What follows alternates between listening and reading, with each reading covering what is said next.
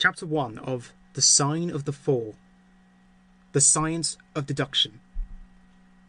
Sherlock Holmes took his bottle from the corner of the mantelpiece and his hypodermic syringe from its neat morocco case. With his long, white, nervous fingers, he adjusted the delicate needle and rolled back his left shirt cuff. For some little time his eyes rested thoughtfully upon the sinewy forearm and wrist, all dotted and scarred with innumerable puncture marks. Finally he thrust the sharp point home, pressed down the tiny piston, and sank back into the velvet-lined armchair with a long sigh of satisfaction. 3 times a day for many months I had witnessed this performance, but custom had not reconciled my mind to it. On the contrary, from day to day I had become more irritable at the sight, and my conscience swelled nightly within me at the thought that I had lacked the courage to protest.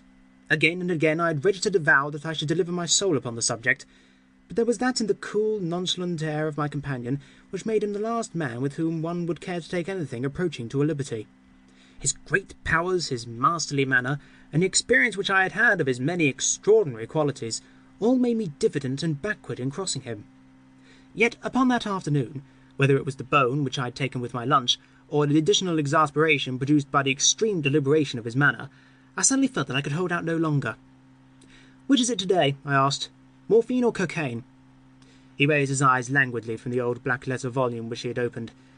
"It is cocaine," he said. "A 7% solution. Would you care to try it?" "No, indeed," I answered briskly. "My constitution has not got over the Afghan campaign yet. I cannot afford to throw any extra strain upon it." He smiled at my vehemence. "Perhaps you're right, Watson," he said. "I suppose that its influence is physically a bad one. I find it, however, so transcendently stimulating and clarifying to the mind that its secondary action is a matter of small moment." "But consider," I said earnestly, "count the cost. Your brain may, as you say, be roused and excited, but it's a pathological and morbid process which involves increased tissue change and may at last leave a permanent weakness. You know, too, what a black reaction comes upon you. Surely the game is hardly worth the candle. Why should you, for a mere passing pleasure, risk the loss of those great powers with which you have been endowed? Remember that I speak not only as one comrade to another, but as a medical man to one for whose constitution he is to some extent answerable." He did not seem offended. On the contrary, he put his fingertips together and leaned his elbows on the arms of his chair, like one who has a relish for conversation. "My mind," he said, "rebels at stagnation. Give me problems, give me work, give me the most abstruse cryptogram or the most intricate analysis, and I am in my own proper atmosphere. I could dispense them with artificial stimulants, but I abhor the dull routine of existence. I crave for mental exaltation. That is why I have chosen my own particular profession, or rather created it, for I am the only one in the world."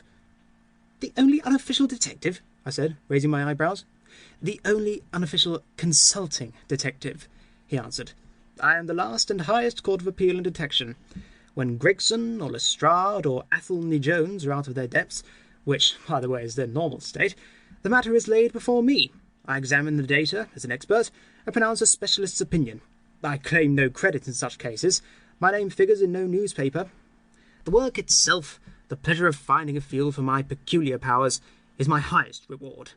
"But you have yourself had some experience of my methods of work in the Jefferson Hope case."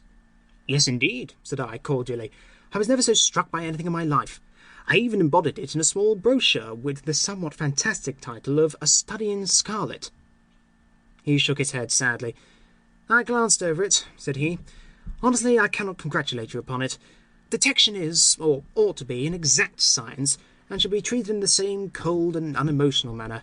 You have attempted to tinge it with romanticism, which produces much the same effort as if you worked a love story or an elopement into the 5th proposition of Euclid." "But the romance was there," I remonstrated. "I could not tamper with the facts." "Some facts should be suppressed, or at least a just sense of proportion should be observed in treating them. The only point in the case which deserves mention was the curious analytical reasoning from effects to causes by which I succeeded in unravelling it." I was annoyed at this criticism of a work which had been specially designed to please him. I confessed, too, that I was irritated by the egotism which seemed to demand that every line of my pamphlet should be devoted to his own special doings. More than once during the years that I had lived with him in Baker Street, I had observed that a small vanity underlay my companion's quiet and didactic manner. I made no remark, however, but sat nursing my wounded leg. I had a Jezail bullet through it some time before, and though it did not prevent me from walking, it ached wearily at every change of the weather. "My practice has extended recently to the continent," said Holmes after a while, filling up his old briar-root pipe. I was consulted last week by Francois Leviard, who, as you probably know, has come rather to the front lately in the French detective service. He has all the Celtic power of quick intuition, but he is deficient in the wide range of exact knowledge which is essential to the higher developments of his art. The case was concerned with the will and possessed some features of interest. I was able to refer him to two parallel cases, the one at Riga in 1857 and the other at St. Louis in 1871, which have suggested to him the true solution. Here is a letter which I had this morning acknowledging my assistance. He tossed over, as he spoke, a crumpled sheet of foreign notepaper. I glanced my eyes down it, catching a profusion of notes of admiration, with stray magnifique, coup de maître, and tour de force, all testifying to the ardent admiration of the Frenchman. "He speaks as a pupil to his master," said I. "Oh, he rates my assistance too highly," said Sherlock Holmes lightly. "He has considerable gifts himself. He possesses 2 out of the 3 qualities necessary for the ideal detective. He has the power of observation and that of deduction. He is only wanting in knowledge, and that may come in time. He is now translating my small works into French." "Your works? Oh, didn't you know?" he cries, laughing. "Yes, I have been guilty of several monographs. They are all upon technical subjects. Here, for example, is one upon the distinction between the ashes of the various tobaccos. In it I enumerate 140 forms of cigar, cigarette, and pipe tobacco, with coloured plates illustrating the difference in the ash. It is a point which is continually turning up in criminal trials, and which is sometimes of supreme importance as a clue. If you can say definitely, for example, that some murder has been done by a man who was smoking an Indian lunka, it obviously narrows your field of search.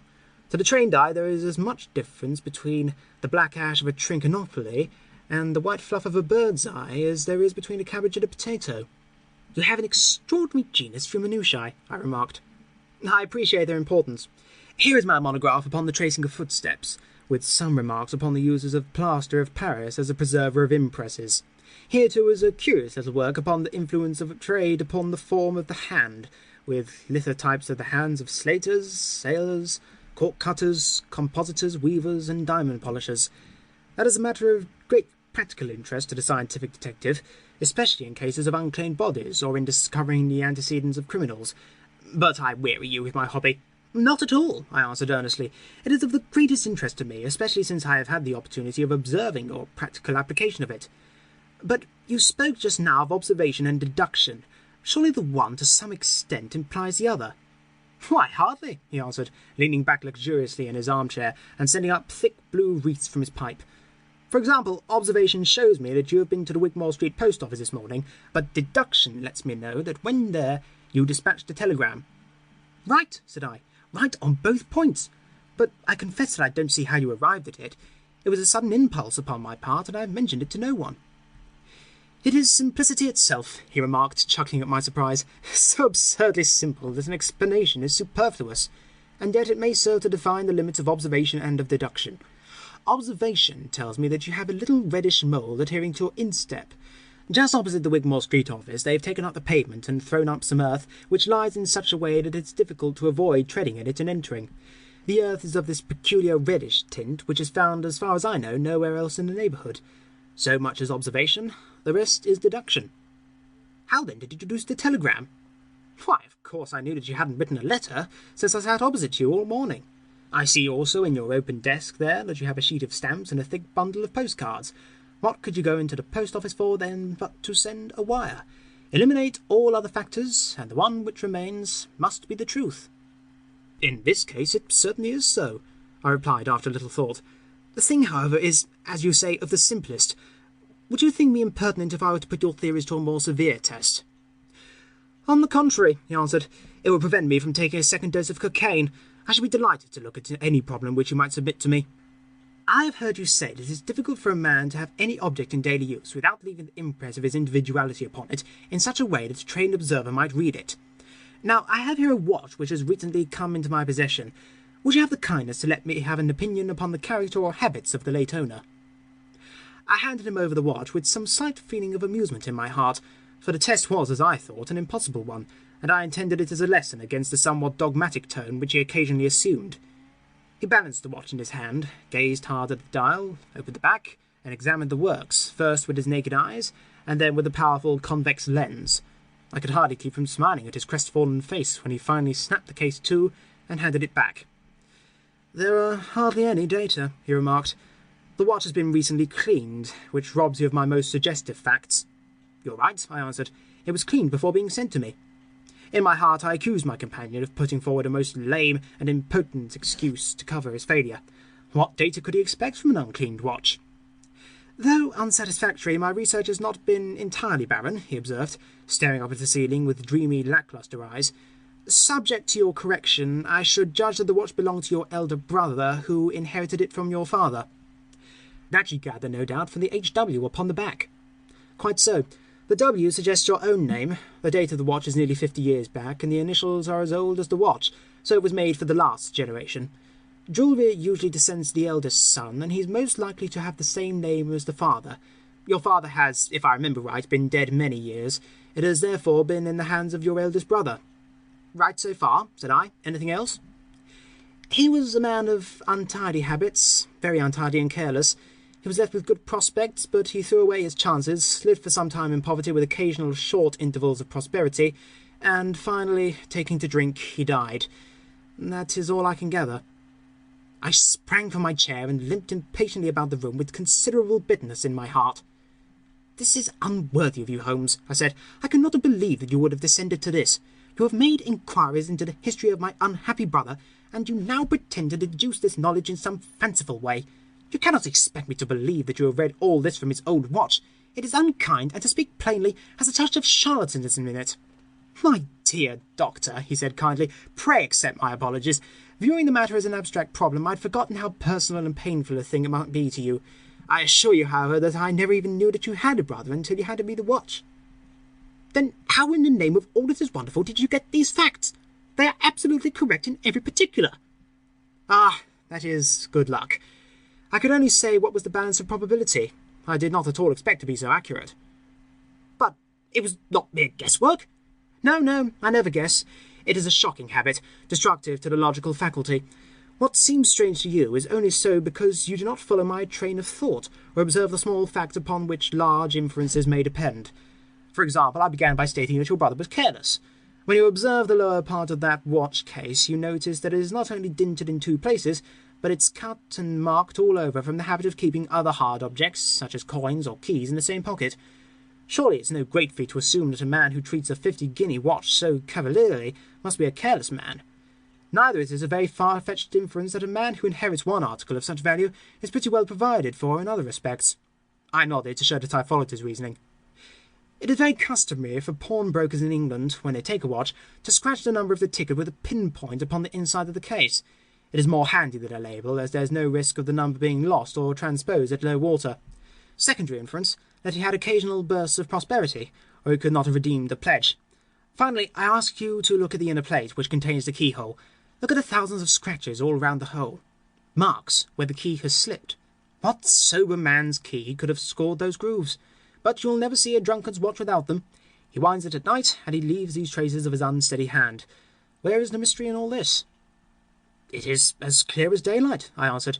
"I regret the injustice which I did you. I should have had more faith in your marvellous faculty. May I ask whether you have any professional inquiry on foot at present?" "None, hence the cocaine. I cannot live without brain work. What else is there to live for? Stand at the window here. Was ever such a dreary, dismal, unprofitable world? See how the yellow fog swirls down the street and drifts across the dun-coloured houses. What could be more hopelessly prosaic and material? What is the use of having powers, doctor, when one has no field upon which to exert them? Crime is commonplace, existence is commonplace, and no qualities save those which are commonplace have any function upon earth." I had opened my mouth to reply to this tirade, when with a crisp knock our landlady entered, bearing a card upon the brass salver. "A young lady for you, sir," she said, addressing my companion. "Miss Mary Morstan," he read. I have no recollection of the name. Ask the young lady to step up, Mrs. Hudson. Don't go, Doctor. I should prefer that you remain." End of Chapter 1.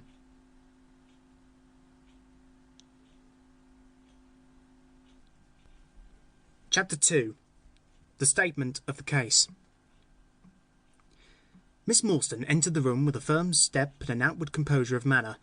She was a blonde young lady, small, dainty, well gloved, and dressed in the most perfect taste. There was, however, a plainness and simplicity about her costume which bore with it a suggestion of limited means. The dress was a sombre greyish beige, untrimmed and unbraided, and she wore a small turban of the same dull hue, relieved only by a suspicion of white feather in the side. Her face had neither regularity of feature nor beauty of complexion, but her expression was sweet and amiable, and her large blue eyes were singularly spiritual and sympathetic. In an experience of women which extends over many nations and 3 separate continents, I have never looked upon a face which gave a clearer promise of a refined and sensitive nature. I could not but observe that as she took the seat which Sherlock Holmes placed for her, her lip trembled, her hand quivered, and she showed every sign of intense inward agitation. "I have come to you, Mr. Holmes," she said, "because you once enabled my employer, Mrs. Cecil Forrester, to unravel a little domestic complication. She was much impressed by your kindness and skill." "Mrs. Cecil Forrester," he repeated thoughtfully. "I believe that I was of some slight service to her. The case, however, as I remember it, was a very simple one." "She did not think so, but at least you cannot say the same of mine. I can hardly imagine anything more strange, more utterly inexplicable than the situation in which I find myself." Holmes rubbed his hands, and his eyes glistened. He leaned forward in his chair with an expression of extraordinary concentration upon his clear-cut, hawk-like features. "State your case," said he, in brisk business tones. "I felt that my position was an embarrassing one. You will, I am sure, excuse me," I said, rising from my chair. To my surprise, the young lady held up her gloved hand to detain me. "If your friend," she said, "would be good enough to stop, he might be of inestimable service to me." I relapsed into my chair. "Briefly," she continued, "the facts are these. My father was an officer in an Indian regiment who sent me home when I was quite a child. My mother was dead, and I had no relative in England. I was placed, however, in a comfortable boarding establishment at Edinburgh, and there I remained until I was 17 years of age. In the year 1878, my father, who was senior captain of his regiment, obtained 12 months' leave and came home. He telegraphed to me from London that he had arrived all safe, and directed me to come down at once, giving the Langham Hotel as his address. His message, as I remember, was full of kindness and love. On reaching London, I drove to the Langham. I was informed that Captain Morstan was staying there, but that he had gone out the night before and had not yet returned. I waited all day without news of him. That night, on the advice of the manager of the hotel, I communicated with the police, and next morning we advertised in all the papers. Our inquiries led to no result, and from that day to this no word has ever been heard of my unfortunate father. He came home with his heart full of hope, to find some peace, some comfort, and instead—" She put her hand to her throat, and a choking sob cut short the sentence. "The date?" asked Holmes, opening his notebook. "He disappeared upon the 3rd of December, 1878, nearly 10 years ago." "His luggage?" "Remained at the hotel. There was nothing in it to suggest a clue. Some clothes, some books, and a considerable number of curiosities from the Andaman Islands. He had been one of the officers in charge of the convict guard there." "Had he any friends in town?" "Only one that we know of, Major Sholto, of his own regiment, the 34th Bombay Infantry. The Major had retired some little time before, and lived at Upper Norwood. We communicated with him, of course, but he did not even know that his brother officer was in England." "A singular case," remarked Holmes. "I have not yet described to you the most singular part. About 6 years ago, to be exact upon the 4th of May, 1882, an advertisement appeared in the Times asking for the address of Miss Mary Morstan and stating that it would be to her advantage to come forward. There was no name or address appended. I had at that time just entered the family of Mrs. Cecil Forrester in the capacity of governess. By her advice I published my address in the advertisement column. The same day there arrived through the post a small cardboard box addressed to me, which I found to contain a very large and lustrous pearl. No word of writing was enclosed. Since then, every year upon the same date, there has always appeared a similar box containing a similar pearl, without any clue as to the sender. They have been pronounced by an expert to be of a rare variety and of considerable value. You can see for yourselves that they are very handsome." She opened a flat box as she spoke, and showed me 6 of the finest pearls that I had ever seen. "Your statement is most interesting," said Sherlock Holmes. "Has anything else occurred to you?" "Yes, and no later than today. That's why I've come to you. This morning I received this letter, which you'll perhaps read for yourself." "Thank you," said Holmes. "The envelope too, please." "Postmark London, SW. Date July 7. Man's thumb mark on corner, probably postman. Best quality paper. Envelopes at 6p a packet. Particular man in his stationery. No address. Be at the third pillar from the left outside the Lyceum Theatre tonight at 7 o'clock. If you are distrustful, bring 2 friends. You are a wronged woman and shall have justice. Do not bring police. If you do, all will be in vain. Your unknown friend.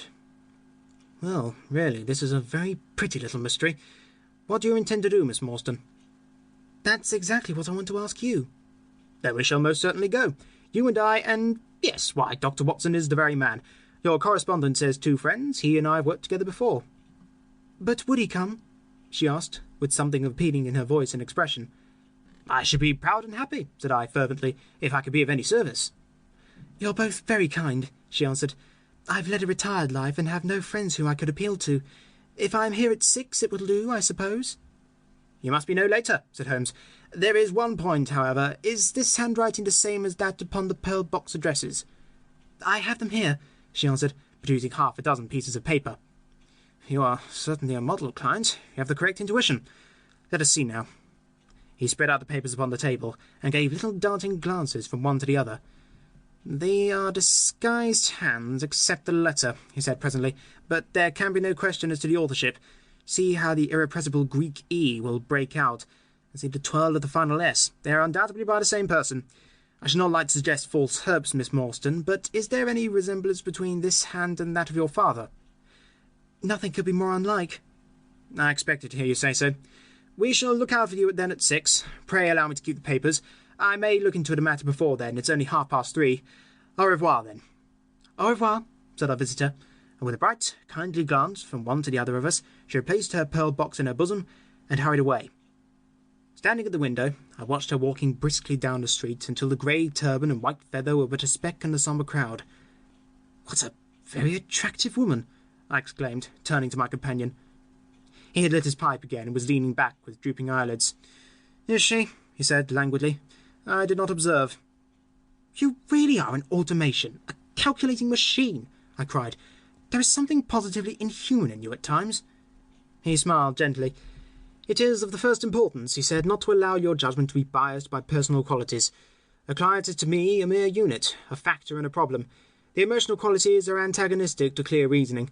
I assure you that the most winning woman I ever knew was hanged for poisoning 3 little children for their insurance money, and the most repellent man of my acquaintance is a philanthropist who has spent nearly $250,000 upon the London poor. In this case, however, I never make exceptions. An exception disproves the rule. Have you ever had occasion to study character and handwriting? What do you make of this fellow's scribble? It is legible and regular, I answered. A man of business habits and some force of character. Holmes shook his head. Look at his long letters, he said. They hardly rise above the common herd. That D might be an A, and that L an E. Men of character always differentiate their long letters, however illegibly they might write. There is vacillation in his K's and self-esteem in his capitals. I'm going out now. I have some few references to make. Let me recommend this book, one of the most remarkable ever penned. It's Winwood Reade's Martyrdom of Man. I shall be back in an hour. I sat in the window with the volume in my hand, but my thoughts were far from the daring speculations of the writer. My mind ran upon our late visitor, her smiles, the deep rich tones of her voice, the strange mystery which overhung her life. If she was 17 at the time of her father's disappearance, she must be 27 now, a sweet age, when youth has lost its self-consciousness and become a little sobered by experience. So I sat and mused until such dangerous thoughts came into my head that I hurried away to my desk and plunged furiously into the latest treatise upon pathology. What was I, an army surgeon with a weak leg and a weaker banking account, that I should dare to think of such things? She was a unit, a factor, nothing more. If my future were black, it was better surely to face it like a man than to attempt to brighten it by mere will-o'-the-wisps of the imagination. End of Chapter 2.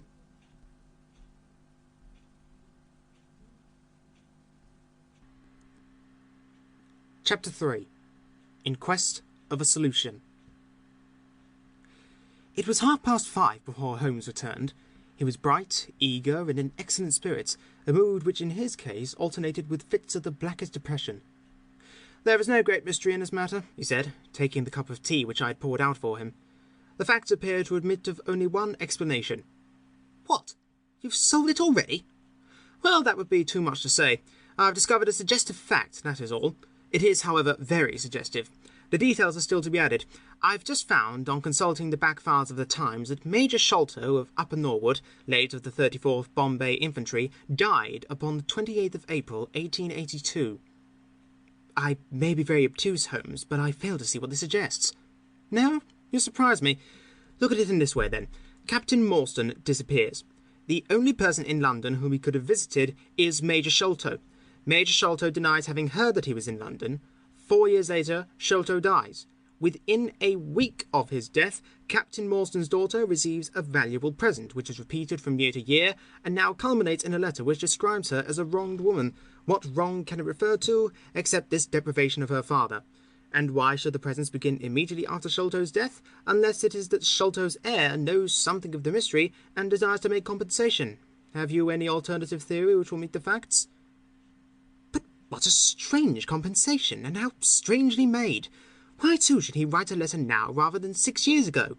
Again, the letter speaks of giving her justice. What justice can she have? It is too much to suppose that her father is still alive. There is no other injustice in her case that you know of. There are difficulties. There are certainly difficulties, said Sherlock Holmes pensively.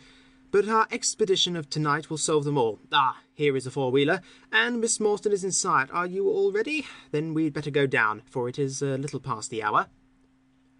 I picked up my hat and my heaviest stick, but I observed that Holmes took his revolver from his drawer and slipped it into his pocket. It was clear that he thought that our night's work might be a serious one. Miss Morstan was muffled in a dark cloak, and her sensitive face was composed but pale. She must have been more than woman if she did not feel some uneasiness at the strange enterprise upon which we were embarking, yet her self-control was perfect, and she readily answered the few additional questions which Sherlock Holmes put to her. Major Sholto was a very particular friend of Papa's, she said. His letters were full of allusions to the Major. He and Papa were in command of the troops at the Andaman Islands, so they were thrown a great deal together. By the way, a curious paper was found in Papa's desk which no one can understand. I don't suppose that it's of the slightest importance, but I thought you might care to see it, so I brought it with me. It's here. Holmes unfolded the paper carefully and smoothed it out upon his knee. He then very methodically examined it all over with his double lens. It is paper of native Indian manufacture, he remarked. It has at some point been pinned to a board. The diagram upon it appears to be of a plan of part of a large building with numerous halls, corridors, and passages. At one point is a small cross done in red ink, and above it is 337 from left in faded pencil writing. In the left-hand corner is a curious hieroglyphic, like 4 crosses in a line with their arms touching. Beside it is written in very rough and coarse characters, "The Sign of the Four, Jonathan Small, Mohammed Singh, Abdullah Khan, Dost Akbar." No, I confess that I do not see how this bears upon the matter. Yet it is evidently a document of importance. It has been kept carefully in a pocket-book, for the one side is as clean as the other. It was in his pocket-book that we found it. Preserve it carefully then, Miss Morstan, for it may prove to be of use to us. I begin to suspect that this matter may turn out to be much deeper and more subtle than I at first supposed. I must reconsider my ideas. He leaned back in the cab, and I could see by his drawn brow and his vacant eye that he was thinking intently. Miss Morstan and I chatted in an undertone about our present expedition and its possible outcome, but our companion maintained his impenetrable reserve until the end of our journey. It was a September evening, and not yet 7 o'clock, but the day had been a dreary one, and a dense drizzly fog lay low upon the great city. Mud-coloured clouds drooped sadly over the muddy streets. Down the strands, the lamps were but misty splotches of diffused light which threw a feeble circular glimmer upon the slimy pavement. The yellow glare from the shop windows streamed out into the steamy, vaporous air, and threw a murky, shifting radiance across the crowded thoroughfare. There was, to my mind, something eerie and ghost-like in the endless procession of faces which flitted across these narrow bars of light. Sad faces, and glad, haggard, and merry. Like all humankind, they flitted from the gloom into the light, and so back into the gloom once more. I'm not subject to impressions, but the dull, heavy evening, with the strange business upon which we were engaged, combined to make me nervous and depressed. I could see from Miss Morstan's manner that she was suffering from the same feeling. Holmes alone could rise superior to petty influences. He held his open notebook upon his knee, and from time to time he jotted down figures and memoranda in the light of his pocket lantern. At the Lyceum Theatre, the crowds were already thick at the side entrances. In front, a continuous stream of hansoms and four-wheelers were rattling up, discharging their cargoes of shirt-fronted men and beshawled, bediamonded women. We had hardly reached the third pillar, which was our rendezvous, before a small, dark, brisk man in the dress of a coachman accosted us. "Are you the parties who come with Miss Morstan?" he asked. "I am Miss Morstan, and these two gentlemen are my friends," said she. He bent a pair of wonderfully penetrating and questioning eyes upon us. "You will excuse me, miss," he said, with a certain dogged manner, "but I was to ask you to give me your word that neither of your companions is a police officer." "I give you my word on that," she answered. He gave a shrill whistle, on which a street Arab led across a four-wheeler and opened the door. The man who had addressed us mounted to the box, while we took our places inside. We had hardly done so before the driver whipped up his horse, and we plunged away at a furious pace through the foggy streets. The situation was a curious one. We were driving to an unknown place on an unknown errand, yet our invitation was either a complete hoax, which was an inconceivable hypothesis, or else we had good reason to think that important issues might hang upon our journey. Miss Morstan's demeanour was as resolute and collected as ever. I endeavoured to cheer and amuse her by reminiscences of my adventures in Afghanistan, but to tell the truth, I was myself so excited at our situation and so curious as to our destination that my stories were slightly involved. To this day she declares that I told her one moving anecdote as to how a musket looked into my tent at the dead of night, and how I fired a double-barrelled tiger cub at it. At first I had some idea as to the direction in which we were driving, but soon, what with our pace, the fog, and my own limited knowledge of London, I lost my bearings and knew nothing, save that we seemed to be going a very long way. Sherlock Holmes was never at fault, however, and he muttered the names as the cab rattled through squares and in and out by tortuous by-streets. "Rochester Row," said he. "Now Vincent Square. Now we come out on the Vauxhall Bridge Road. We're making for the Surrey side, apparently. Yes, I thought so. Now we're on the bridge, you can catch glimpses of the river." We did indeed get a fleeting view of a stretch of the Thames with the lamps shining upon the broad, silent water. But our cab dashed on, and was soon involved in a labyrinth of streets upon the other side. "Wordsworth Road," said my companion. "Priory Road, Larkhall Lane, Stockwell Place, Robert Street, Cold Harbour Lane. Our quest does not appear to take us to very fashionable regions." We had indeed reached a questionable and forbidding neighbourhood. Long lines of dull brick houses were only relieved by the coarse glare and tawdry brilliancy of public houses at the corner. Then came rows of two-storied villas, each with a fronting of miniature garden, and then again interminable lines of new staring brick buildings, the monster tentacles which the giant city was throwing out into the country. At last the cab drew up at the third house in a new terrace. None of the other houses were inhabited, and that at which we stopped was as dark as its neighbours, save for a single glimmer in the kitchen window. On our knocking, however, the door was instantly thrown open by a Hindu servant, clad in a yellow turban, white loose-fitting clothes, and a yellow sash. There was something strangely incongruous in this oriental figure framed in the commonplace doorway of the third-rate suburban dwelling house. "The Sahib awaits you," said he, and even as he spoke there came a high, piping voice from some inner room. "Show them in to me, Kit Mutgar," it cried. "Show them straight in to me." End of chapter 3.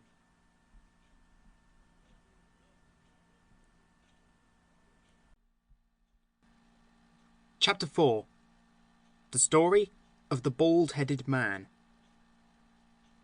We followed the Indian down a sordid and common passage, ill-lit and worse furnished, until he came to a door upon the right which he threw open.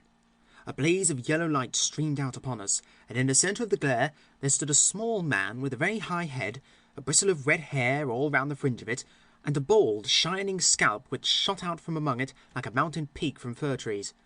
He writhed his hands together as he stood, and his features were in a perpetual jerk, now smiling, now scowling, but never for an instant in repose. Nature had given him a pendulous lip, and a too visible line of yellow and irregular teeth, which he strove feebly to conceal by constantly passing his hand over the lower part of his face. In spite of his obtrusive baldness, he gave the impression of youth. In point of fact, he had just turned his 30th year. "Your servant, Miss Morstan," he kept repeating in a thin, high voice. "Your servant, gentlemen. Pray step into my little sanctum. A small place, miss, but furnished to my own liking. An oasis of art in the howling desert of South London." We were all astonished by the appearance of the apartment into which he invited us. In that sorry house it looked as out of place as a diamond of the first water in a setting of brass. The richest and glossiest of curtains and tapestries draped the walls, looped back here and there to expose some richly mounted painting or oriental vase. The carpet was of amber and black, so soft and so thick that the foot sank pleasantly into it, as into a bed of moss. Two great tiger skins thrown athwart it increased the suggestion of Eastern luxury, as did a huge hookah which stood upon a mat in the corner. A lamp, in the fashion of a silver dove, was hung from an almost invisible golden wire in the centre of the room. As it burned, it filled the air with a subtle and aromatic odour. "Mr. Thaddeus Sholto," said the little man, still jerking and smiling. "That is my name. You are Miss Morstan, of course. And these gentlemen?" "This is Mr. Sherlock Holmes, and this is Dr. Watson." "A doctor, eh?" cried he, much excited. "Have you your stethoscope? Might I ask you, would you have the kindness? I have grave doubts as to my mitral valve, if you will be so very good. The aortic I may rely upon, but I should value your opinion upon the mitral." I listened to his heart, as requested, but was unable to find anything amiss, save indeed that he was in an ecstasy of fear, for he shivered from head to foot. "It appears to be normal," I said. "You have no cause for uneasiness." "You will excuse my anxiety, Miss Morstan," he remarked airily. "I am a great sufferer, and I have long had suspicions as to that valve.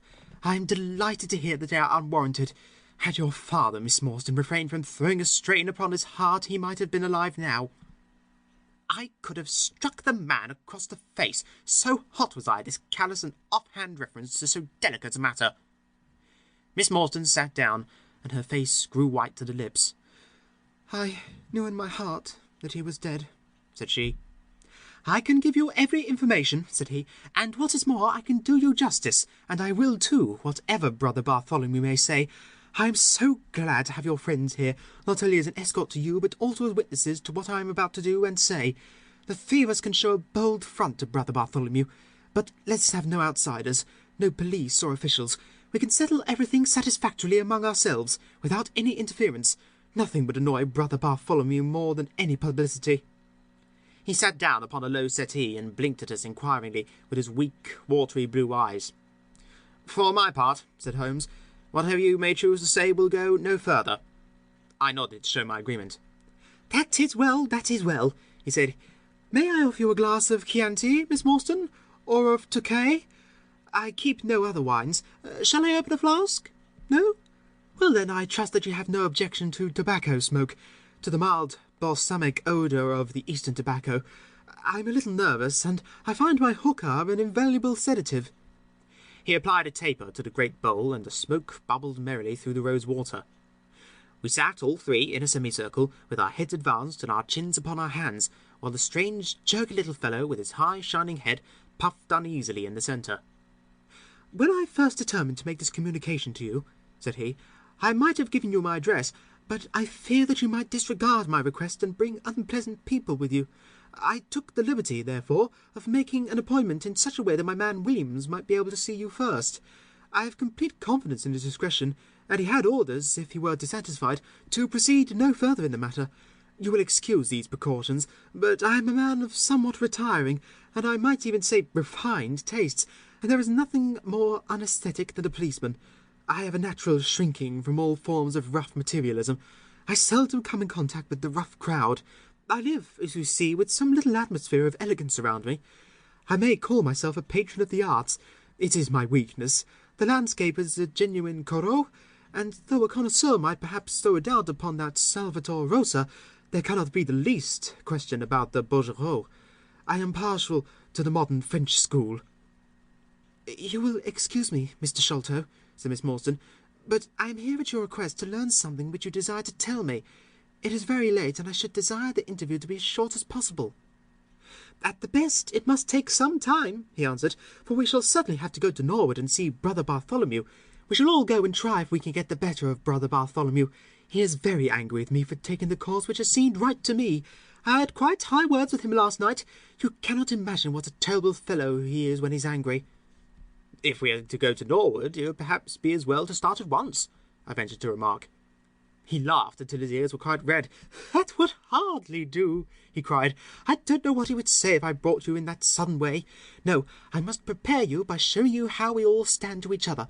In the first place, I must tell you that there are several points in the story of which I am myself ignorant. I can only lay the facts before you as far as I know them myself. Your father was, as you may have guessed, Major John Sholto, once of the Indian Army. He retired some 11 years ago and came to live at Pondicherry Lodge in Upper Norwood.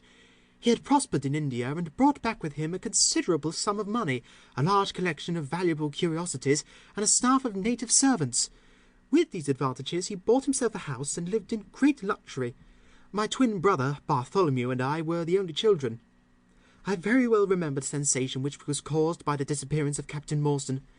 We read the details in the papers, and knowing that he had been a friend of our father's, we discussed the case freely in his presence.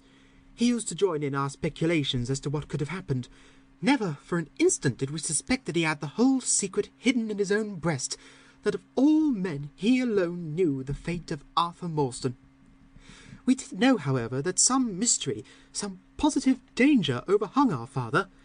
He was very fearful of going out alone, and he always employed 2 prize-fighters to act as porters at Pondicherry Lodge. Williams, who drove you tonight, was one of them.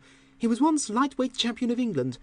Our father would never tell us what it was, he feared, but he had a most marked aversion to men with wooden legs. On one occasion he actually fired his revolver at a wooden-legged man, who proved to be a harmless tradesman canvassing for orders. We had to pay a large sum to hush the matter up. My brother and I used to think this a mere whim of my father's, but events have since led us to change our opinion. Early in 1882, my father received a letter from India, which was a great shock to him. He nearly fainted at the breakfast table when he opened it, and from that day he sickened to his death. What was in the letter we could never discover, but I could see, as he held it, that it was short and written in a scrawling hand. He'd suffered for years from an enlarged spleen, but he now became rapidly worse, and towards the end of April we were informed that he was beyond all hope, and that he wished to make a last communication to us. When we entered his room, he was propped up with pillows and breathing heavily. He besought us to lock the door and to come upon either side of the bed. Then, grasping our hands, he made a remarkable statement to us, in a voice which was broken as much by emotion as by pain. I shall try to give it to you in his own very words. "I have only one thing," he said, "which weighs upon my mind at this supreme moment. It is my treatment of poor Morstan's orphan. The cursed greed which has been my besetting sin through life has withheld from her the treasure, half at least of which should have been hers, and yet I have made no use of it myself. So blind and foolish a thing is avarice. The mere feeling of possession has been so dear to me that I could not bear to share it with another. See that chaplet, dipped with pearls beside the quinine bottle? Even that I could not bear to part with, although I had got it out with the design of sending it to her. You, my sons, will give her a fair share of the Agra treasure, but send her nothing, not even the chaplet, until I am gone. After all, men have been as bad as this, and have recovered. I will tell you how Morstan died," he continued. "He had suffered for years from a weak heart, but he concealed it from everyone. I alone knew it. When in India, he and I, through a remarkable chain of circumstances, came into possession of a considerable treasure. I brought it over to England, and on the night of Morstan's arrival he came straight over here to claim his share. He walked over from the station and was admitted by my faithful old Lal Chowdar, who is now dead. Morstan and I had a difference of opinion as to the division of the treasure, and we came to heated words. Morstan had sprung out of his chair in a paroxysm of anger, when he suddenly pressed his hand to his side, his face turned a dusky hue, and he fell backwards, cutting his head against the corner of the treasure chest. When I stooped over him, I found, to my horror, that he was dead. For a long time I sat half distracted, wondering what I should do.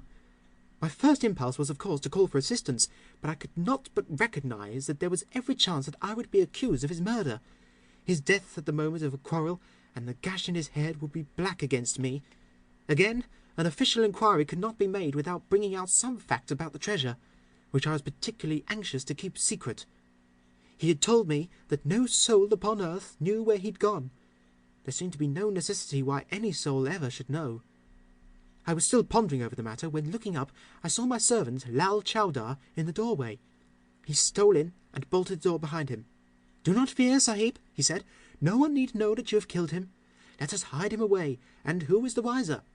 I did not kill him, said I. Lal Chowdar shook his head and smiled. I heard it all, Sahib, said he. I heard you quarrel, and I heard the blow, but my lips are sealed. All are asleep in the house. Let us put him away together. That was enough to decide me. If my own servant could not believe my innocence, how could I hope to make it good before 12 foolish tradesmen in a jury box?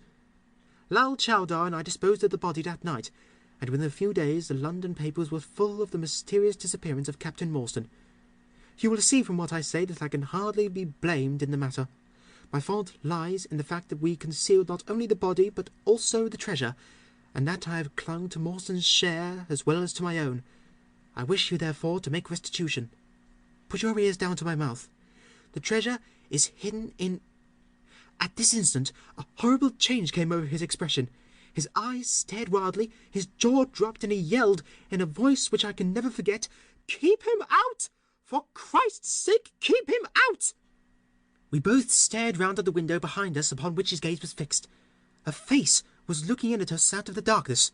We could see the whitening of the nose where it was pressed against the glass. It was a bearded, hairy face with wild, cruel eyes and an expression of concentrated malevolence. My brother and I rushed towards the window, but the man was gone. When we returned to my father, his head had dropped, and his pulse had ceased to beat. We searched the garden that night, but found no sign of the intruder, save that just under the window a single footmark was visible in the flower-bed. But for that one trace, we might have thought that our imaginations had conjured up that wild, fierce face. We soon, however, had another and more striking proof that there were secret agencies at work all around us. The window of my father's room was found open in the morning, his cupboards and boxes had been rifled, and upon his chest was fixed a torn piece of paper with the words, "The Sign of the Four," scrawled across it. What the phrase meant, or who our secret visitor may have been, we never knew. As far as we can judge, none of my father's property had actually been stolen, though everything had been turned out. My brother and I naturally associated this peculiar incident with the fear that haunted my father during his life. But it is still a complete mystery to us.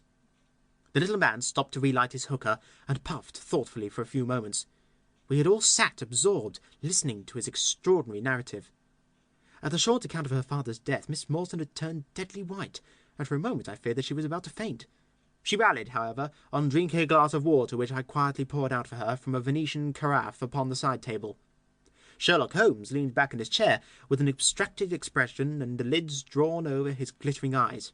As I glanced at him, I could not but think how on that very day he had complained bitterly of the commonplaceness of life. Here at least was a problem which would tax his sagacity to the utmost. Mr. Thaddeus Sholto looked from one to the other of us with an obvious pride at the effect which his story had produced, and then continued between the puffs of his overgrown pipe. "My brother and I," said he, "were, as you may imagine, much excited as to the treasure of which my father had spoken of. For weeks and for months we dug and delved in every part of the garden without discovering its whereabouts. It was maddening to think that the hiding-place was on his very lips at the moment that he died. We could judge the splendour of the missing riches by the chaplet which he had taken out. Over this chaplet my brother Bartholomew and I had some little discussion. The pearls were evidently of great value, and he was averse to part with them, for, between friends, my brother was himself a little inclined to my father's fault. He thought, too, that if we parted with the chaplet, it might give rise to gossip, and finally bring us into trouble. It was all that I could do to persuade him to let me find out Miss Morstan's address, and send her a detached pearl at fixed intervals, so that at least she might never feel destitute." "It was a kindly thought," said our companion earnestly. "It was extremely good of you." The little man waved his hand deprecatingly. "We were your trustees," he said. "That was the view which I took of it, though brother Bartholomew could not altogether see it in that light. We had plenty of money ourselves. I desired no more. Besides, it would have been such bad taste to have treated a young lady in so scurvy a fashion. Le mauvais goût mène au crime. The French have a very neat way of putting these things. Our difference of opinion on the subject went so far that I thought it best to set up rooms for myself. So I left Pondicherry Lodge, taking the old Kit Mutgar and Williams with me. Yesterday, however, I learned that an event of extreme importance has occurred. The treasure has been discovered. I instantly communicated with Miss Morstan, and so it only remains for us to drive out to Norwood and demand our share. I explained my views last night to brother Bartholomew, so we shall be expected, if not welcome, visitors." Mr. Thaddeus Sholto ceased, and sat twitching on his luxurious settee. We all remained silent, with our thoughts upon the new development which the mysterious business had taken. Holmes was the first to spring to his feet. "You have done well, sir, from first to last," said he. "It is possible that we may be able to make you some small return by throwing some light upon that which is still dark to you. But, as Miss Morton remarked just now, it is late, and we'd best put the matter through without delay." Our new acquaintance very deliberately coiled up the tube of his hooker, and produced from behind the curtain a very long, befrocked top-coat with astrakhan collar and cuffs. This he buttoned up tightly, in spite of the extreme closeness of the night, and finished his attire by putting on a rabbit skin cap with hanging lappet which covered the ears, so that no part of him was visible save for his mobile and peaky face. "My health is somewhat fragile," he remarked, as he led the way down the passage. "I'm compelled to be a valetudinarian." Our cab was awaiting us outside, and our programme was evidently prearranged, for the driver started off at once at a rapid pace. Thaddeus Sholto talked incessantly in a voice which rose high above the rattle of the wheels. "Bartholomew is a clever fellow," said he. "How do you think he worked out where the treasure was? He'd come to the conclusion that it was somewhere indoors, so he worked out all the cubic space of the house and made measurements everywhere so that not 1 inch should be unaccounted for. Among other things, he found that the height of the building was 74 feet, but on adding together the heights of all the separate rooms, and making every allowance for the space between, which he ascertained by borings, he could not bring the total to more than 70 feet. There were 4 feet unaccounted for. These could only be at the top of the building. He knocked a hole, therefore, in the lath and plaster ceiling of the highest room, and there, sure enough, he came upon another little garret above it, which had been sealed up and was known to no one. In the centre stood the treasure chest, resting upon 2 rafters. He lowered it through the hole, and there it lies. He computes the value of the jewels at not less than 500,000 sterling. At the mention of this gigantic sum we all stared at one another open-eyed. Miss Morstan, could we secure her rights, would change from a needy governess to the richest heiress in England. Surely it was the place of a loyal friend to rejoice at such news, yet I am ashamed to say that selfishness took me by the soul, and that my heart turned as heavy as lead within me. I stammered out some few halting words of congratulation, and then sat downcast with my head drooped, deaf to the babble of our new acquaintance. He was clearly a confirmed hypochondriac, and I was dreamily conscious that he was pouring forth interminable trains of symptoms, and imploring information as to the composition and action of innumerable quack nostrums, some of which he bore about in a leather case in his pocket. I trust that he may not remember any of the answers which I gave him that night. Holmes declares that he overheard me caution him against the great danger of taking more than 2 drops of castor oil, while I recommended strychnine in large doses as a sedative. However that may be, I was certainly relieved when our cab pulled up with a jerk, and the coachman sprang down to open the door. "This, Miss Morstan, is Pondicherry Lodge," said Mr. Thaddeus Sholto, as he handed her out. End of Chapter 4.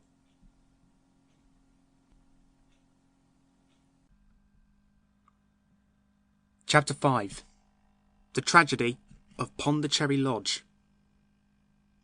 It was nearly 11 o'clock when we reached this final stage of our night's adventures. We had left the damp fog of the great city behind us, and the night was fairly fine. A warm wind blew from the westward, and heavy clouds moved slowly across the sky, with half a moon peeping occasionally through the rifts. It was clear enough to see for some distance, but Thaddeus Sholto took down one of the side lamps from the carriage to give us a better light upon our way. Pondicherry Lodge stood in its own grounds, and was girt round with a very high stone wall topped with broken glass. A single narrow iron-clamped door formed the only means of entrance. On this our guide knocked with a peculiar postman-like rat-tat. "Who's there?" cried a gruff voice from within. "It is I, McMurdo. You surely know my knock by this time." There was a grumbling sound and a clanking and jarring of keys. The door swung heavily back, and a short, deep-chested man stood in the opening, with the yellow light of the lantern shining upon his protruded face and twinkling distrustful eyes. "That you, Mr. Thaddeus? But who are the others? I had no orders about them from the master." "No, McMurdo, you surprise me. I told my brother last night that I should bring some friends." "He ain't been out of his room today, Mr. Thaddeus, and I have no orders. You know very well that I must stick to regulations. I can let you in, but your friends must just stop where they are." This was an unexpected obstacle. Thaddeus Sholto looked about him in a perplexed and helpless manner. "This is too bad of you, McMurdo," he said. If I guarantee them, that is enough for you. There is the young lady, too. She cannot wait on the public road at this hour." "Very sorry, Mr. Thaddeus," said the porter, inexorably. "Folk may be friends of yours, and yet no friends of the master's. He pays me well to do my duty, and my duty I'll do. I don't know none of your friends." "Oh, yes, you do, McMurdo," cried Sherlock Holmes, genially. "I don't think you could have forgotten me. Don't you remember the amateur who fought 3 rounds with you at Alison's rooms on the night of your benefit 4 years back?" "Not Mr. Sherlock Holmes!" roared the prize-fighter. "God's truth, how could I have mistook you? If instead of standing there so quiet you had just stepped up and given me that cross hit of yours under the jaw, I'd have known you without a question. Ah, you're one that has wasted your gifts, you have. You might have aimed higher if you'd joined the fancy." "You see, Watson, if all else fails me, I have still one of the scientific professions open to me," said Holmes, laughing. "Our friend won't keep us out in the cold now, I'm sure." "In you come, sir, in you come, you and your friends," he answered. "Very sorry, Mr. Thaddeus, but orders are very strict, and to be certain of your friends before I let them in." Inside, a gravel path wound through desolate grounds to a huge clump of a house, square and prosaic, all plunged in shadow save where a moonbeam struck one corner and glimmered in a garret window. The vast size of the building, with its gloom and its deathly silence, struck a chill to the heart. Even Thaddeus Sholto seemed ill at ease, and the lantern quivered and rattled in his hand. "I cannot understand it," he said. "There must be some mistake. I distinctly told Bartholomew that we should be here, and yet there is no light in his window. I do not know what to make of it." "Does he always guard the premises in this way?" asked Holmes. "Yes, he has followed my father's custom. He was the favourite son, you know, and I sometimes think that my father may have told him more than he ever told me. That is Bartholomew's window up there where the moonshine strikes. It is quite bright, but there is no light from within, I think." "None," said Holmes, "but I see the glint of a light in that little window beside the door." "Ah, that is the housekeeper's room. That is where old Mrs. Bernstone sits. She could tell us all about it. But perhaps you wouldn't mind waiting here for a minute or two, for if we all go in together and she has no word of our coming, she may be alarmed. But hush! What is that?" He held up the lantern, and his hand shook until the circles of light flickered and wavered all round us. Miss Morstan seized my wrist, and we all stood with thumping hearts, straining our ears. From the great black house there sounded through the silent night the saddest and most pitiful of sounds, the shrill and broken whimpering of a frightened woman. "It is Mrs. Bernstone," said Sholto. "She is the only woman in the house. Wait here, I shall be back in a moment." He hurried for the door and knocked in his peculiar way. We could see a tall old woman admit him, and sway with pleasure at the very sight of him. "Oh, Mr. Thaddeus, sir, I'm so glad you have come. I'm so glad you have come, Mr. Thaddeus, sir." We heard her reiterated rejoicings until the door was closed, and her voice died away into a muffled monotone. Our guide had left us the lantern. Holmes swung it slowly round and peered keenly at the house, and at the great rubbish heaps which cumbered the grounds. Miss Morstan and I stood together, and her hand was in mine. A wondrous subtle thing is love, for here were we two, who had never seen each other before that day, between whom no word or even look of affection had ever passed, and yet now in an hour of trouble our hands instinctively sought for each other. I've marvelled at it since, but at the time it seemed the most natural thing that I should go out to her so, and, as she's often told me, there was in her also the instinct to turn to me for comfort and protection. So we stood, hand in hand, like 2 children, and there was peace in our hearts for all the dark things that surrounded us. "What a strange place," she said, looking round. "It looks as though all the moles in England had been let loose in it. I've seen something of the sort on the side of a hill near Ballarat, where the prospectors have been at work." "And from the same cause," said Holmes. "These are the traces of the treasure-seekers. You must remember that they were 6 years looking for it. No wonder that the grounds looked like a gravel pit." At that moment the door of the house burst open, and Thaddeus Sholto came running out with his hands thrown forward and terror in his eyes. "There is something amiss with Bartholomew," he cried. "I am frightened. My nerves cannot stand it." He was indeed half blubbering with fear, and his twitching feeble face peeping out from the great astrakhan collar had the helpless appealing expression of a terrified child. "Come into the house," said Holmes, in his crisp, firm way. "Yes, do," pleaded Thaddeus Sholto. "I really do not feel equal to giving directions." We all followed him into the housekeeper's room, which stood upon the left-hand side of the passage. The old woman was pacing up and down with a scared look and restless picking fingers, but the sight of Miss Morstan appeared to have a soothing effect upon her. "God bless your sweet, calm face," she cried with an hysterical sob. "It does me good to see you. Oh, but I've been sorely tried this day." Our companion patted her thin, work-worn hand, and murmured some few words of kindly, womanly comfort, which brought the colour back into the other's bloodless cheeks. "Master has locked himself in and will not answer me," she explained. "All day I waited to hear from him, for he often likes to be alone, but an hour ago I feared that something was amiss, so I went up and peeped through the keyhole. You must go up, Mr. Thaddeus. You must go up and look for yourself. I have seen Mr. Bartholomew Sholto in joy and in sorrow for 10 long years, but I never saw him with such a face on him as that." Sherlock Holmes took the lamp and led the way, for Thaddeus Sholto's teeth were chattering in his head. So shaken was he that I had to pass my hand under his arm as we went up the stairs, for his knees were trembling under him. Twice as we ascended, Holmes whipped his lens out of his pocket and carefully examined marks which appeared to me to be mere shapeless smudges of dust upon the coconut matting which served as a stair-carpet. He walked slowly from step to step, holding the lamp and shooting keen glances to right and left. Miss Morstan had remained behind with the frightened housekeeper. The third flight of stairs ended in a straight passage of some length, with a great picture in Indian tapestry upon the right of it, and 3 doors upon the left. Holmes advanced along it in the same slow and methodical way, while we kept close at his heels with our long black shadows streaming backwards down the corridor. The third door was that which we were seeking. Holmes knocked, without receiving any answer, and then tried to turn the handle and force it open. It was locked on the inside, however, and by a broad and powerful bolt, as we could see when we set our lamp up against it. The key being turned, however, the hole was not entirely closed. Sherlock Holmes bent down to it, and instantly rose again with a sharp intaking of the breath. "There is something devilish in this, Watson," said he, more moved than I had ever before seen him. "What do you make of it?" I stooped to the hole, and recoiled in horror. Moonlight was streaming into the room, and it was bright with a vague and shifty radiance. Looking straight at me, suspended as it were in the air, for all beneath was in shadow, there hung a face. The very face of our companion Thaddeus.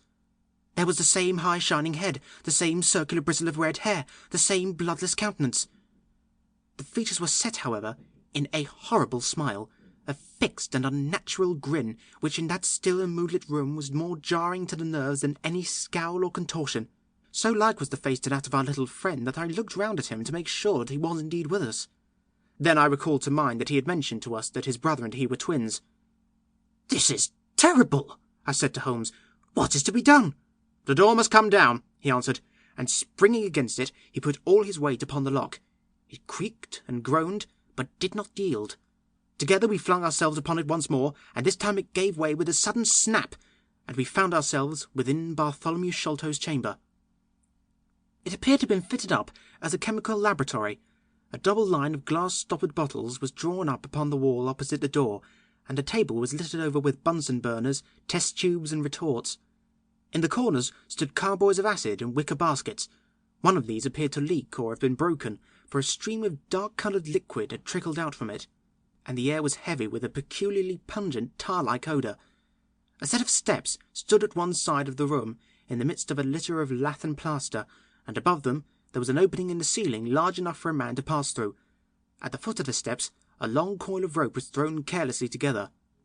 By the table, in a wooden armchair, the master of the house was seated all in a heap, with his head sunk upon his left shoulder, and a ghastly, inscrutable smile upon his face. He was stiff and cold, and had clearly been dead many hours. It seemed to me that not only his features, but all his limbs were twisted, and turned in the most fantastic fashion. By his hand upon the table there lay a peculiar instrument, a brown close-grained stick with a stone head like a hammer, rudely lashed on with coarse twine. Beside it was a torn sheet of notepaper with some words scrawled upon it. Holmes glanced at it, and then handed it to me. "You see," he said, with a significant raising of the eyebrows. In the light of the lantern I read with a thrill of horror, "The Sign of the Four." "In God's name, what does it all mean?" I asked. "It means murder," said he, stooping over the dead man. "Ah, I expected it. Look here."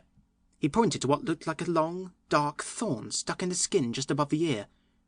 "It looks like a thorn," said I. "It is a thorn. You may pick it out, but be careful, for it is poisoned." I took it up between my finger and thumb. It came away from the skin so readily that hardly any mark was left behind.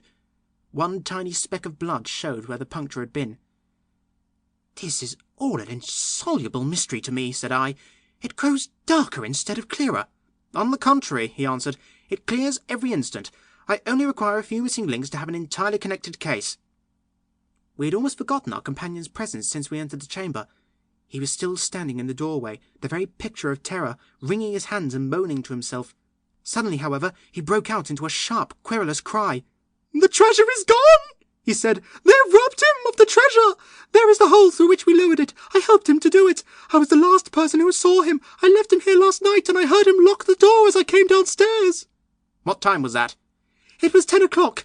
And now he is dead, and the police will be called in, and I shall be suspected of having had a hand in it. Oh, yes, I'm sure I shall. But you don't think so, gentlemen? Surely you don't think that it was I? Is it likely that I would have brought you here if it were I? Oh, dear, I know that I shall go mad." He jerked his arms and stamped his feet in a kind of convulsive frenzy.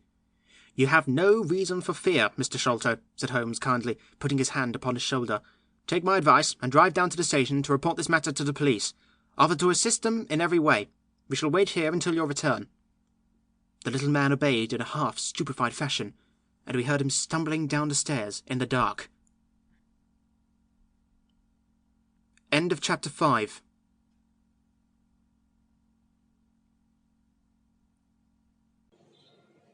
Chapter 6. Sherlock Holmes gives a demonstration. "Now what?" said Holmes, rubbing his hands. "We have half an hour to ourselves. Let us make good use of it. My case is, as I have told you, almost complete, but we must not err on the side of overconfidence. Simple as the case seems now, there may be something deeper underlying it." "Simple!" I ejaculated. "Surely," said he, with something of the air of a clinical professor expounding to his class. "Just sit in the corner there, that your footprints may not complicate matters. Now to work. In the first place, how did these folk come, and how did they go? The door has not been opened since last night. How of the window?" He carried the lamp across to it, muttering his observations aloud the while, but addressing them to himself rather than to me. "Window is snipped on the inner side. Framework is solid. No hinges at the side. Let us open it. No water pipe near. Roof quite out of reach. Yet a man has mounted by the window. It rained a little last night. Here is the print of a foot and mould upon the sill, and here is a circular muddy mark, and here again upon the floor, and here again by the table. See here, Watson, this is really a very pretty demonstration." I looked at the round, well-defined muddy discs. "This is not a footmark," said I. "It is something much more valuable to us. It is the impression of a wooden stump. You see here on the sill is the footmark, a heavy boot with a broad metal heel, and beside it is the mark of the timbered toe. It is the wooden-legged man. Quite so, but there has been someone else, a very able and efficient ally. Could you scale that wall, Doctor?" I looked out of the open window. The moon still shone brightly on that angle of the house. We were a good 60 feet from the ground, and, look where I would, I could see no foothold, nor as much as a crevice in the brickwork. "It is absolutely impossible," I answered. "Without aid, it is so. But suppose you had a friend up here who lowered you this good stout rope which I see in the corner, securing one end of it to this great hook in the wall, then I think, if you were an active man, you might swarm up, wooden leg and all. You would depart, of course, in the same fashion, and your ally would draw up the rope, untie it from the hook, shut the window, snip it on the inside, and get away in the way that he originally came. As a minor point it may be noted," he continued, fingering the rope, "that our wooden-legged friend, though a fair climber, was not a professional sailor. His hands were far from horny. My lens discloses more than one blood mark, especially towards the end of the rope, from which I gather that he slipped down with such velocity that he took the skin off his hand." "This is all very well," said I, "but the thing becomes more unintelligible than ever. How about this mysterious ally? How came he into the room?" "Yes, the ally," repeated Holmes pensively. "There are features of interest about this ally. He lifts the case from the regions of the commonplace. I fancy that this ally breaks fresh ground in the annals of crime in this country, though parallel cases suggest themselves from India, and if my memory serves me, from Senegambia. How came he then? I reiterated. The door is locked, the window is inaccessible. Was it through the chimney? The grate is much too small, he answered. I had already considered that possibility. How then? I persisted. You will not apply my precept, he said, shaking his head. How often have I said to you that when you have eliminated the impossible, whatever remains, however improbable, must be the truth? We know that he did not come through the door, the window, or the chimney. We also know that he could not have been concealed in the room, as there is no concealment possible. Whence then did he come? He came through the hole in the roof, I cried. Of course he did. He must have done so. If you will have the kindness to hold the lamp for me, we shall now extend our researches to the room above, the secret room in which the treasure was found. He mounted the steps and, seizing a rafter with either hand, he swung himself up into the garret. Then, lying on his face, he reached down for the lamp and held it while I followed him. The chamber in which we found ourselves was about 10 feet one way and 6 the other. The floor was formed by the rafters, with thin lath and plaster between, so that in walking one had to step from beam to beam. The roof ran up to an apex, and was evidently the inner shell of the true roof of the house. There was no furniture of any sort, and the accumulated dust of years lay thick upon the floor. Here you are, you see, said Sherlock Holmes, putting his hand against the sloping wall. This is a trap-door which leads out onto the roof. I can press it back, and here is the roof itself, sloping at a gentle angle. This, then, is the way by which number 1 entered. Let us see if we can find any other traces of his individuality.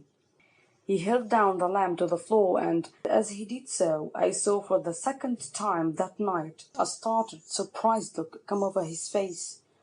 For myself, as I followed his gaze, my skin was cold under my clothes. The floor was covered thickly with the prints of a naked foot, clear, well-defined, perfectly formed, but scarce half the size of those of an ordinary man. "Holmes," I said in a whisper, "a child has done the horrid thing." He had recovered his self-possession in an instant. "I was staggered for the moment," he said, "but the thing is quite natural. My memory failed me, or I should have been able to foretell it. There is nothing more to be learned here. Let us go down." "What is your theory, then, as to those footmarks?" I asked eagerly, when we had regained the lower room once more. "My dear Watson, try a little analysis yourself," said he, with a touch of impatience. "You know my methods, apply them, and it will be instructive to compare results." "I cannot conceive anything which will cover the facts," I answered. "It will be clear enough to you soon," he said in an offhand way. "I think that there is nothing else of importance here, but I will look." He whipped out his lens and a tape measure, and hurried about the room on his knees, measuring, comparing, examining, with his long thin nose only a few inches from the planks, and his beady eyes gleaming and deep-set like those of a bird. So swift, silent, and furtive were his movements, like those of a trained bloodhound picking out a scent, that I could not but think what a terrible criminal he would have made had he turned his energy and sagacity against the law, instead of exerting them in its defense. As he hunted about, he kept muttering to himself, and finally he broke out into a loud crow of delight. "We are certainly in luck," said he. "We ought to have very little trouble now. Number 1 has had the misfortune to tread in the creosote. You can see the outline of the edge of his small foot here at the side of this evil-smelling mess. The carboy has been cracked, you see, and the stuff has leaked out." "What then?" I asked. "Why, you have got him, that's all," said he. "I know a dog that would follow that scent to the world's end." If a pack can track a trailed herring across a shire, how far can a specially trained hound follow so pungent a smell as this? It sounds like a sum in the rule of three. The answer should give us the... But hello! Here are the accredited representatives of the law. Heavy steps and the clamour of loud voices were audible from below, and the hall door was shut with a loud crash. "Before they come," said Holmes, "just put your hand here on this poor fellow's arm, and here on his leg. What do you feel?" "The muscles are as hard as a board," I answered. "Quite so. They are in a state of extreme contraction, far exceeding the usual rigor mortis. Coupled with this distortion of the face, this Hippocratic smile, or risus sardonicus, as the old writers called it, what conclusion would it suggest to your mind?" "Death from some powerful vegetable alkaloid," I answered. "Some strychnine-like substance which would produce tetanus." That was the idea which occurred to me the instant I saw the drawn muscles of the face. On getting into the room, I at once looked for the means by which the poison had entered the system. As you saw, I discovered a thorn which had been driven or shot with no great force into the scalp. You observe that the part struck was that which would be turned towards the hole in the ceiling, if the man were erect in his chair. Now examine the thorn." I took it up gingerly and held it in the light of the lantern. It was long, sharp, and black, with a glazed look near the point, as though some gummy substance had dried upon it. The blunt end had been trimmed and rounded off with a knife. "Is that an English thorn?" he asked.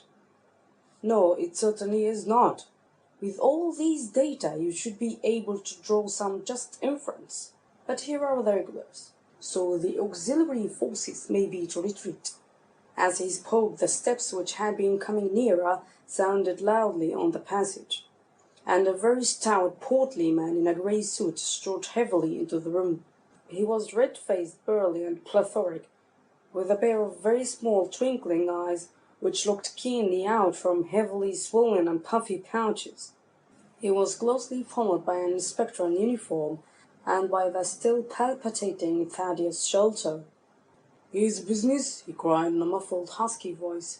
"Here's a pretty business. What are all these? Why, the house seems to be as full as rabbit warren." "I think you must recollect me, Mr. Anthony Jones," said Holmes quietly. "Why, of course I do," he wheezed. "It's Mr. Sherlock Holmes, the theorist, remember you? I'll never forget how you lit your soul in causes and inferences and effects. In the Bishopgate jewel case, it's true you set us on the right track, but you'll own now that it was more by good luck than good guidance." "It was a piece of very simple reasoning." "Oh, come now, come. Never be ashamed to own up." "But what is all this? Bad business, 10 facts here, no room for theories. How lucky that I happened to be out in Norwood of another case.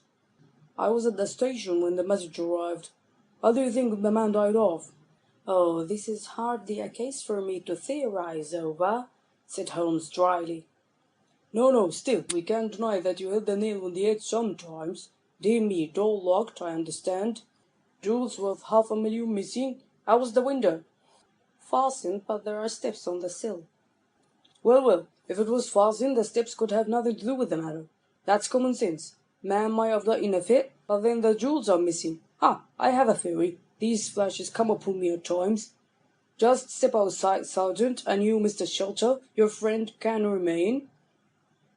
"What do you think of this, Holmes? Shelter was, on his own confession, with his brother last night. The brother died in a fit, on which Shelter walked off with the treasure. How's that?" "On which the dead man very considerately got up and locked the door on the inside." There's a flaw there. Let us apply common sense to the matter. This Thaddeus Shelter was with his brother. There was a quarrel, so much we know. The brother is dead and the jewels are gone, so much also we know. No one saw the brother from the time Thaddeus left him. His death had not been slept in. Thaddeus is evidently in a most disturbed state of mind. His appearance is, well, not attractive. You see that I am weaving my web around Thaddeus. The net begins to close upon him." "You are not quite in possession of the facts yet," said Holmes. This splinter of wood, which I have every reason to believe to be poisoned, was in the man's scalp, where you still see the mark. This card, inscribed as you see it, was on the table, and beside it lay this rather curious stone-headed instrument. How does all that fit into your theory? Confirms it in every respect, said the fat detective pompously. House full of Indian curiosities. Thaddeus brought this up, and if this splinter be poisonous, Thaddeus may as well have made adventurous use of it as any other man. The card is some hocus-pocus, and blind as like as not. The only question is, how did he depart? Of course, here's the hole in the roof. With a great activity, considering his bulk, he sprang up the steps and squeezed through the garret. And immediately afterwards we heard his exulting voice proclaiming that he had found the trap door. He can find something, remarked Holmes, shrugging his shoulders. He has occasional glimmerings of reason. Il n'y a pas d'histoire si incommode que ceux qui ont de l'esprit. You see, said Anthony Jones, reappearing down the steps again. Facts are better than theories, after all. My view of the case is confirmed. There is a trapdoor communicating with the roof, and it's partly open. It was I who opened it. Oh, indeed.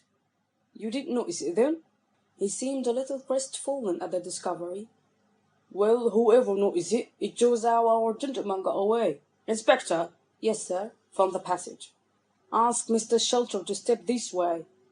Mr. Shelto, it is my duty to inform you that anything which you may say will be used against you.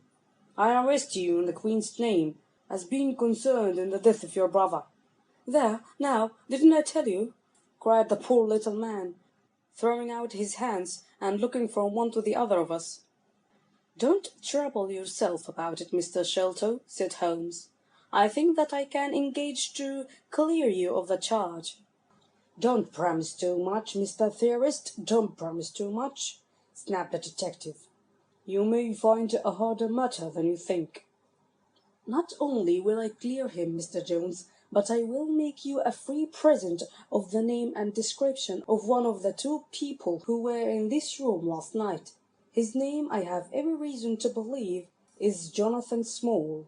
He is a poorly educated man, small, active, with his right leg off, and wearing a wooden stump which is worn away upon the inner side.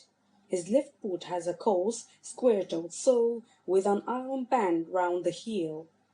He is a middle-aged man, much sunburned, and has been a convict. These few indications may be of some assistance to you, coupled with the fact that there is a good deal of skin missing from the palm of his hand. The other man, asked Anthony Jones in a sneering voice, but impressed none the less, as I could easily see, by the precision of the other's manner. Is a rather curious person, said Sherlock Holmes, turning upon his heel. I hope before very long to be able to introduce you to the pair of them. A word with you, Watson. He led me out to the head of the stair. This unexpected occurrence, he said, has caused us rather to lose sight of the original purpose of our journey. I have just been thinking so, I answered. It is not right that Miss Morstan should remain in this stricken house. No, you must escort her home. She lives with Mrs. Cecil Forster in Lower Camberwell, so it is not very far. I will wait for you here if you will drive out again, or perhaps you are too tired. By no means. I don't think I could rest until I know more of this fantastic business. I have seen something of the rough side of life, but I give you my word that this quick succession of strange surprises tonight has shaken my nerve completely. I should like, however, to see the matter through with you, now that I have got so far. Your presence will be of great service to me, he answered. We shall work the case out independently, and leave this fellow Jones to exult over any mare's nest which he may choose to construct. When you have dropped Miss Morstan, I wish you to go to number 3 Pension Lane, down near the water's edge at Lambeth. The third house on the right-hand side is a bird-stuffer's. Sherman is the name. You will see a weasel holding a young rabbit in the window. Knock old Sherman up, and tell him with my compliments that I want Toby at once. You will bring Toby back in the cab with you. A dog, I suppose. Yes, a queer mongrel, with the most amazing power of scent. I would rather have Toby's help than that of the whole detective force of London. I shall bring him there, said I. It is 1 now. I ought to be back before 3, if I can get a fresh horse. And I, said Holmes, shall see what I can learn from Mrs. Bernstone and from the Indian servant who, Mr. Thaddeus told me, sleeps in the next garret. Then I shall study the great Jonas's methods, and listen to his not too delicate sarcasms. Wir sind gewöhnt, dass die Menschen behören, was sie nicht verstehen. Goethe is always pithy. End of chapter 6.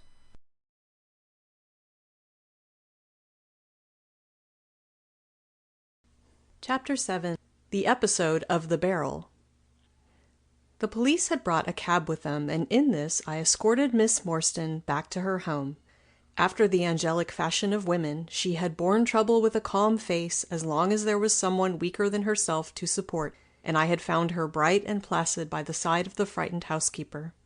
In the cab, however, she first turned faint and then burst into a passion of weeping, so sorely had she been tried by the adventures of the night. She has told me since that she thought me cold and distant upon that journey.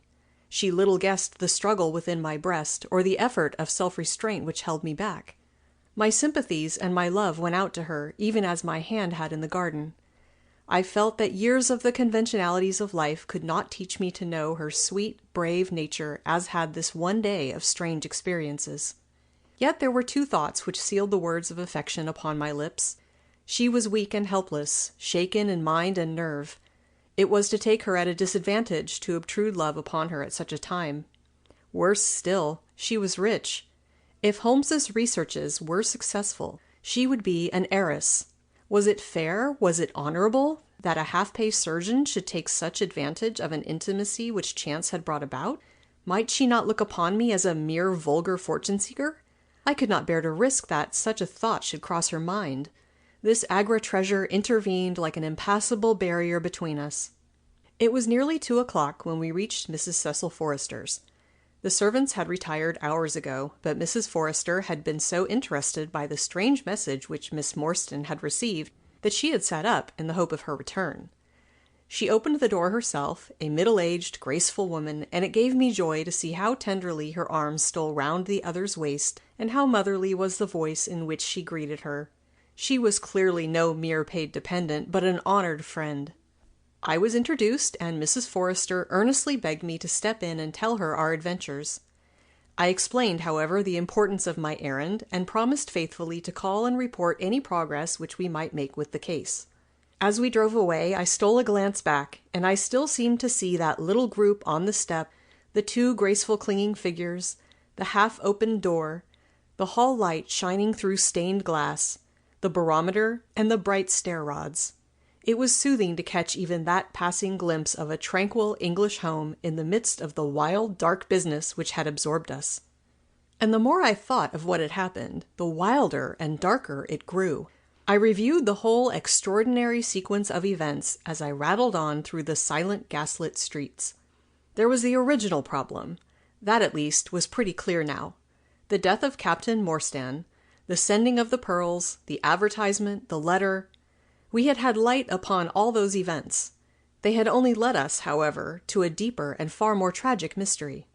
The Indian treasure, the curious plan found among Morstan's baggage, the strange scene at Major Sholto's death, the rediscovery of the treasure immediately followed by the murder of the discoverer, the very singular accompaniments to the crime, the footsteps, the remarkable weapons, the words upon the card, corresponding with those upon Captain Morstan's chart. Here was indeed a labyrinth in which a man less singularly endowed than my fellow lodger might well despair of ever finding the clue. Pinchin Lane was a row of shabby 2-storied brick houses in the lower quarter of Lambeth. I had to knock for some time at number 3 before I could make my impression. At last, however, there was the glint of a candle behind the blind, and a face looked out at the upper window. "Go on, you drunken vagabone," said the face. If you kick up any more row, I'll open the kennels and let out 43 dogs upon you." "If you'll let one out, that's just what I have come for," said I. "Go on," yelled the voice. "So help me gracious, I have a wiper in the bag and I'll drop it on your head if you don't hook it." "But I want a dog," I cried. "I won't be argued with," shouted Mr. Sherman. "Now stand clear, for when I say 3, down goes the wiper." "Mr. Sherlock Holmes," I began, but the words had a most magical effect, for the window instantly slammed down, and within a minute the door was unbarred and open. Mr. Sherman was a lanky, lean old man with stooping shoulders, a stringy neck, and blue-tinted glasses. "A friend of Mr. Sherlock is always welcome," said he. "Step in, sir. Keep clear of the badger, for he bites. Ah, naughty, naughty, would you take a nip at the gentleman?" This to a stoat which thrust its wicked head and red eyes between the bars of the cage. "Don't mind that, sir. It's only a slow worm. It hain't got no fangs, so I gives it the run of the room, for it keeps the beetles down. You must not mind my being just a little short with you at first, for I'm guyed at by the children, and there's many a one just comes down this lane to knock me up. What was it that Mr. Sherlock Holmes wanted, sir?" "He wanted a dog of yours." "Ah, that would be Toby." "Yes, Toby was the name." "Toby lives at number 7 on the left here." He moved slowly forward with his candle among the queer animal family which he had gathered round him. In the uncertain, shadowy light I could see dimly that there were glancing, glimmering eyes peeping down at us from every cranny and corner. Even the rafters above our heads were lined by solemn fowls, who lazily shifted their weight from one leg to the other as our voices disturbed their slumbers. Toby proved to be an ugly, long-haired, lop-eared creature, half spaniel and half lurcher, brown and white in color, with a very clumsy waddling gait. It accepted, after some hesitation, a lump of sugar which the old naturalist handed to me, and, having thus sealed an alliance, it followed me to the cab and made no difficulties about accompanying me. It had just struck 3 on the palace clock when I found myself back once more at Pondicherry Lodge. The ex-prize-fighter, McMurdo, had, I found, been arrested as an accessory, and both he and Mr. Sholto had been marched off to the station.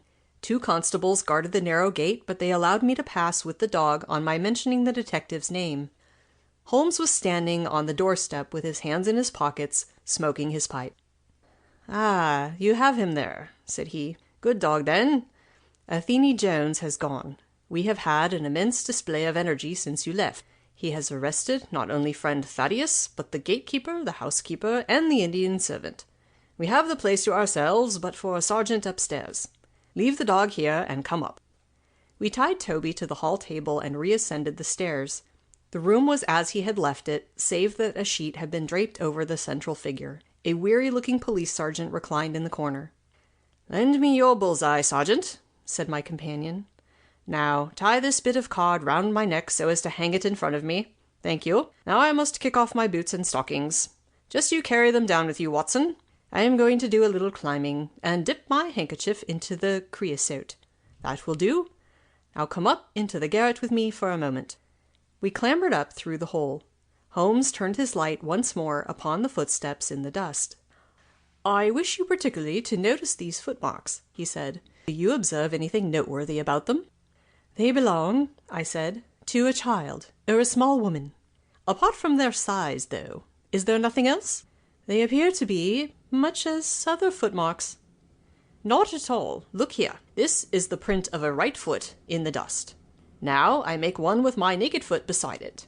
What is the chief difference?" "Your toes are all cramped together. The other print has each toe distinctly divided." "Quite so. That is the point. Bear that in mind. Now, would you kindly step over to that flap window and smell the edge of the woodwork? I shall stay here, as I have this handkerchief in my hand." I did as he directed, and was instantly conscious of a strong tarry smell. That is where he put his foot in getting out. If you can trace him, I should think that Toby will have no difficulty. Now run downstairs, loose the dog, and look out for Blunden. By the time I got out into the grounds, Sherlock Holmes was on the roof, and I could see him like an enormous glowworm crawling very slowly along the ridge. I lost sight of him behind a stack of chimneys, but he presently reappeared, and then vanished once more upon the opposite side. When I made my way round there, I found him seated at one of the corner eaves. "That you, Watson?" he cried. "Yes." "This is the place. What is that black thing down there?" "A water barrel." "Top on it?" "Yes." "No sign of a ladder?" "No." "Confound the fellow. It's a most breakneck place. I ought to be able to come down where he could climb up. The water pipe feels pretty firm. Here goes anyhow." There was a scuffling of feet, and the lantern began to come steadily down the side of the wall. Then with a light spring he came on to the barrel, and from there to the earth. "It was easy to follow him," he said, drawing on his stockings and boots. "Tiles were loosened the whole way along, and in his hurry he had dropped this. It confirms my diagnosis, as you doctors express it." The object which he held up to me was a small pocket or pouch woven out of colored grasses, and with a few tawdry beads strung round it. In shape and size it was not unlike a cigarette case.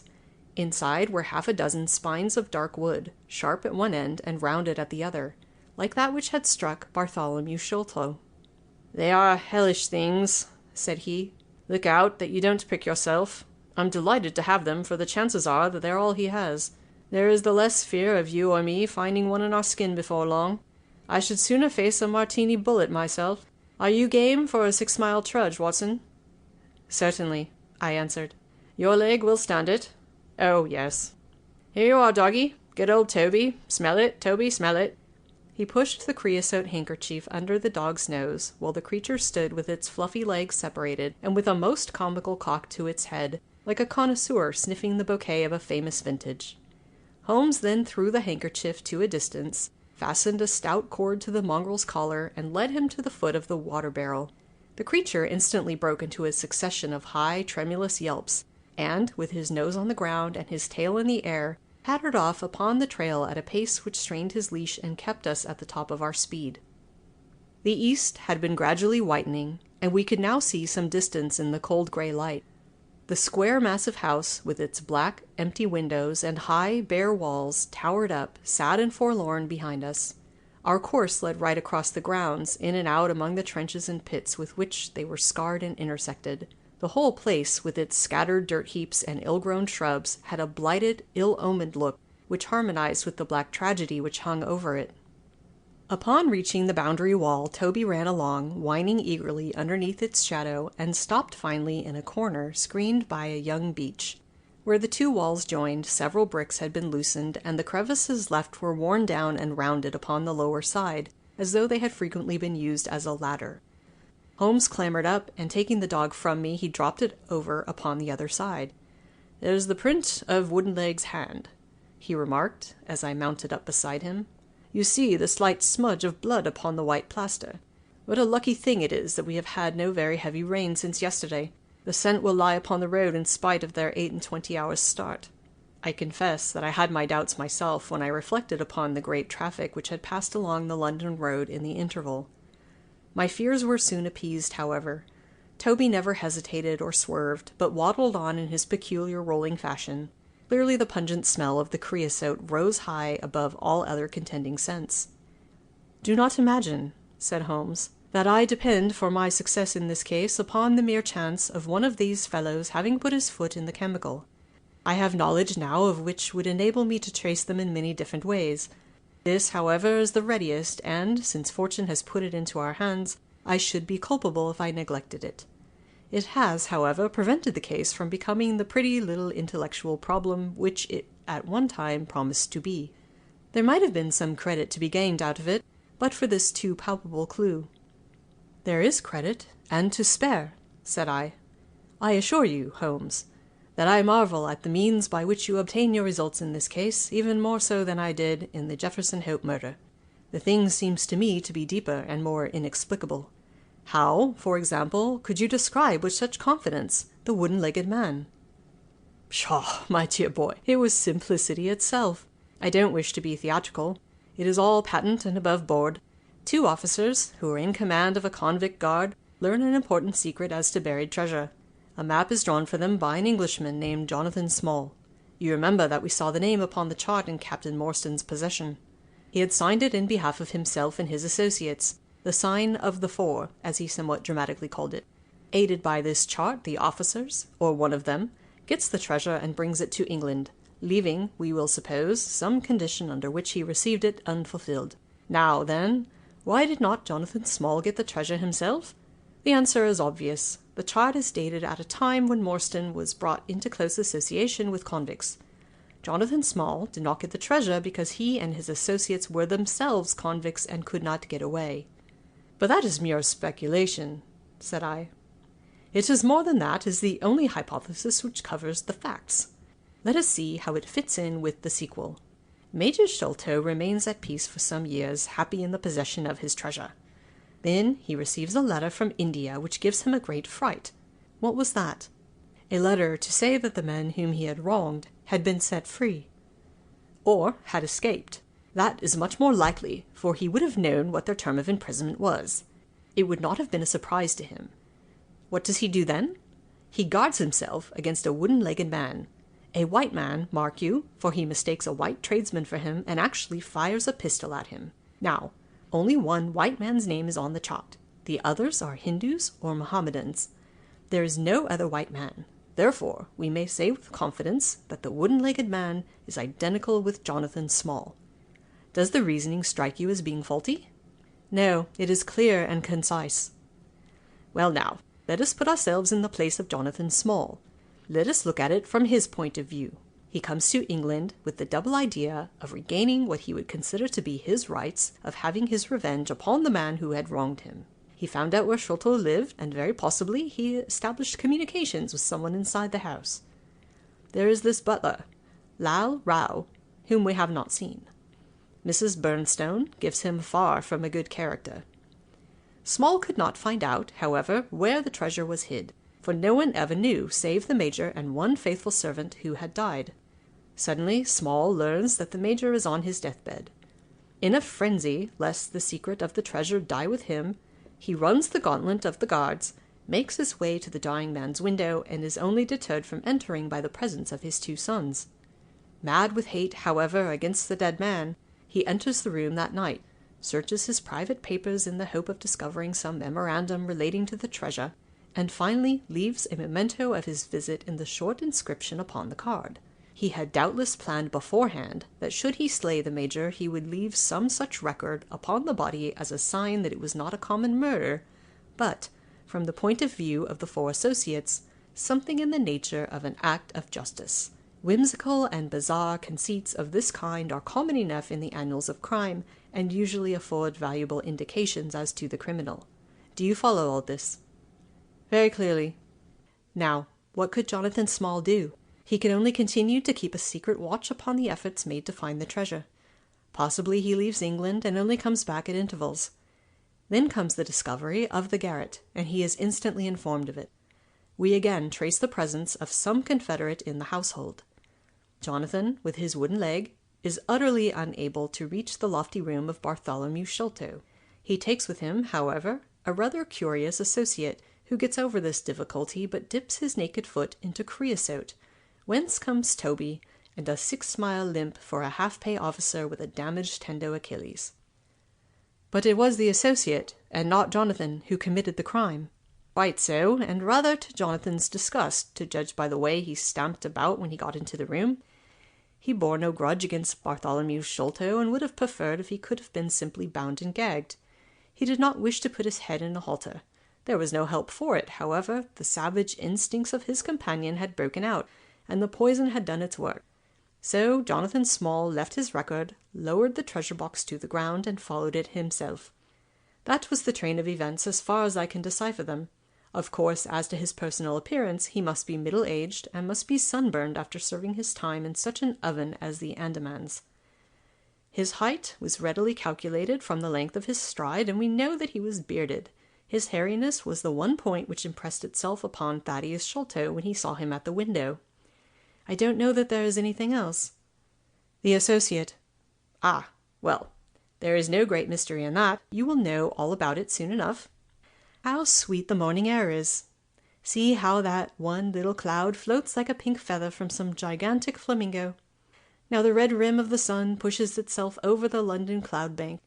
It shines on a good many folk, but on none, I dare bet, who are on a stranger errand than you and I. How small we feel in our petty ambitions and strivings in the presence of the great elemental forces of nature. Are you well up in your Jean-Paul? Fairly so. I worked back to him through Carlisle. That was like following the brook to the parent lake. He makes one curious but profound remark.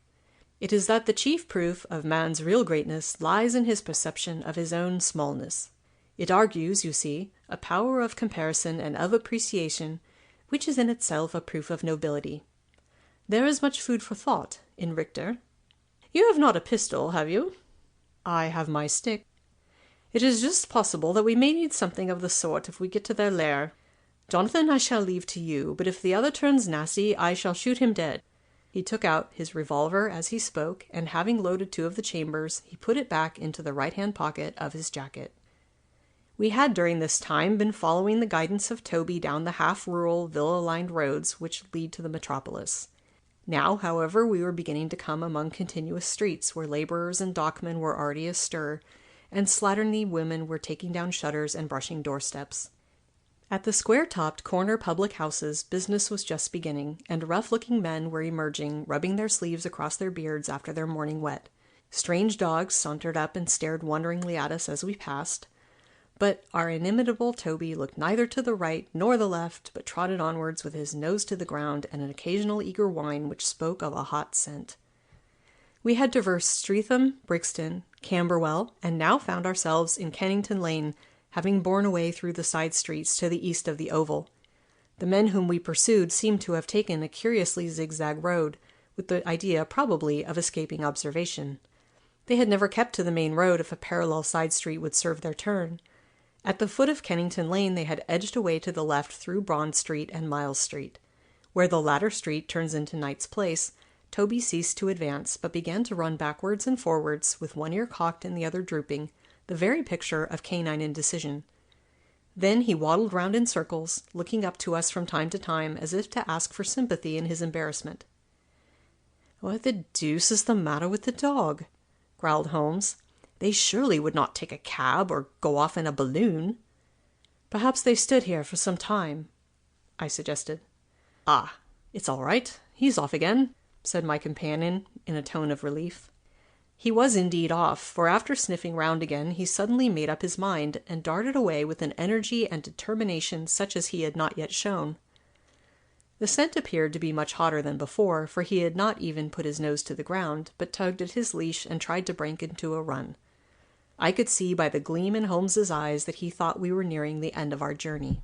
Our course now ran down 9 Elms until we got to Broderick and Nelson's large timber yard, just past the White Eagle Tavern.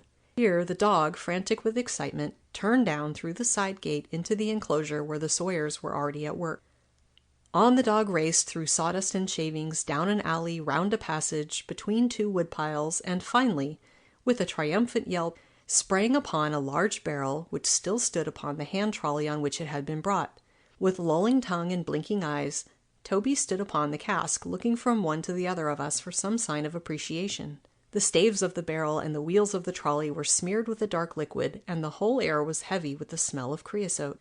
Sherlock Holmes and I looked blankly at each other, and then burst simultaneously into an uncontrollable fit of laughter.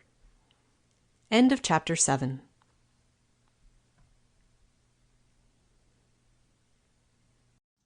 Chapter 8. The Baker Street Irregulars. "What now?" I asked. "Toby has lost his character for infallibility." "He acted according to his lights," said Holmes, lifting him down from the barrel and walking him out of the timber yard. "If you consider how much creosote is carted about London in one day, it is no great wonder that our trails should have been crossed. It is much used now, especially for the seasoning of wood. Poor Toby is not to blame." "We must get on the main scent again, I suppose." "Yes, and fortunately we have no distance to go." Evidently what puzzled the dog at the corner of Knight's Place was that there were 2 different trails running in opposite directions. We took the wrong one. It only remains to follow the other.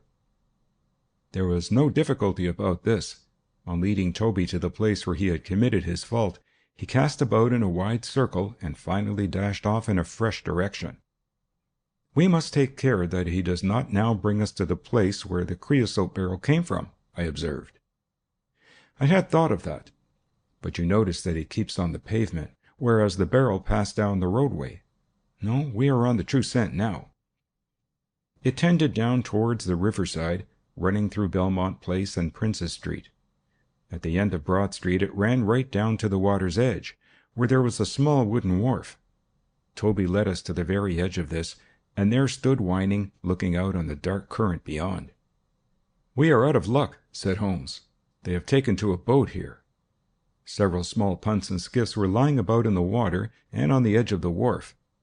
We took Toby around to each in turn, but though he sniffed earnestly, he made no sign. Close to the rude landing stage was a small brick house, with a wooden placard slung out through the second window. Mordecai Smith was printed across it in large letters, and underneath boats to hire by the hour or day. A second inscription above the door informed us that a steam launch was kept, a statement which was confirmed by a great pile of coke upon the jetty. Sherlock Holmes looked slowly round, and his face assumed an ominous expression. "This looks bad," said he. "These fellows are sharper than I expected. They seem to have covered their tracks. There has, I fear, been preconcerted management here." He was approaching the door of the house when it opened, and a little curly-headed lad of 6 came running out, followed by a stoutish, red-faced woman with a large sponge in her hand.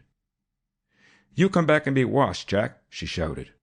"Come back, you young imp, for if your father comes home and finds you like that, he'll let us hear of it." "Dear little chap," said Holmes strategically. "What a rosy-cheeked young rascal. Now, Jack, is there anything you would like?" The youth pondered for a moment. "I'd like a shilling," said he. "Nothing you would like better?" "I'd like 2 shillin' better," the prodigy answered after some thought. "Here you are, then. Catch." "A fine child, Mrs. Smith." "Lor bless you, sir, he is that, and forward. He gets a'most too much for me to manage, especially when my man is away days at a time." "Away, is he?" said Holmes, in a disappointed voice. "I am sorry for that, for I wanted to speak to Mr. Smith." "He's been away since yesterday morning, sir, and truth to tell, I'm beginning to feel frightened about him. But if it was about a boat, sir, maybe I could serve as well." "I wanted to hire his steam launch." "Why, bless you, sir, it is in the steam launch that he has gone. That's what puzzles me, for I know there ain't more coals in her than would take her to about Woolwich and back. If he'd been away in the barge, I'd have thought nothing, for many a time a job has taken him as far as Gravesend, and then if there was much doing there he might have stayed over. But what good is a steam launch without coals?" "He might have bought some at a wharf down the river." "He might, sir, but it weren't his way. Many a time I've heard him call out at the prices they charge for a few odd bags. Besides, I don't like that wooden-legged man with his ugly face and outlandish talk. What did he want always knocking about here for?" "A wooden-legged man?" said Holmes with bland surprise. "Yes, sir, a brown monkey-faced chap that's called more'n once for my old man. It was him that roused him up yesternight, and what's more, my man knew he was coming, for he had steam up in the launch. I tell you straight, sir, I don't feel easy in my mind about it." "But, my dear Mrs. Smith," said Holmes, shrugging his shoulders, "you are frightening yourself about nothing. How could you possibly tell that it was the wooden-legged man who came in the night? I don't quite understand how you can be so sure." "His voice, sir. I knew his voice, which is kind of thick and foggy. He tapped at the winder, about 3 it would be. 'Show a leg, matey,' says he. 'Time to turn out guard.' My old man woke up Jim, that's my oldest, and away they went, without so much as a word to me. I could hear the wooden leg clacking on the stones." "And was this wooden-legged man alone?" "Couldn't say, I am sure, sir. I didn't hear no one else." "I am sorry, Mrs. Smith, for I wanted a steam launch, and I have heard good reports of the, let me see, what is her name?" "The Aurora, sir." "Ah! She is not that old green launch with a yellow line very broad in the beam?" "No, indeed. She's as trim a little thing as any on the river. She's been fresh painted, black with 2 red streaks." "Thanks. I hope that you will hear soon from Mr. Smith. I am going down to the river, and if I should see anything of the Aurora, I shall let him know that you are uneasy. A black funnel, you say?" "No, sir. Black with a white band." Ah, of course. It was the sides which were black. Good morning, Mrs. Smith. There is a boatman here with a wherry, Watson. We shall take it and cross the river. The main thing with people of that sort, said Holmes, as we sat in the sheets of the wherry, is never to let them think that their information can be of the slightest importance to you. If you do, they will instantly shut up like an oyster. If you listen to them under protest, as it were, you are very likely to get what you want. Our course now seems pretty clear, said I. What would you do then? I would engage a launch and go down the river on the track of the Aurora.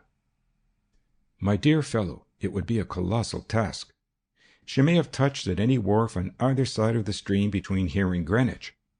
Below the bridge there is a perfect labyrinth of landing places for miles.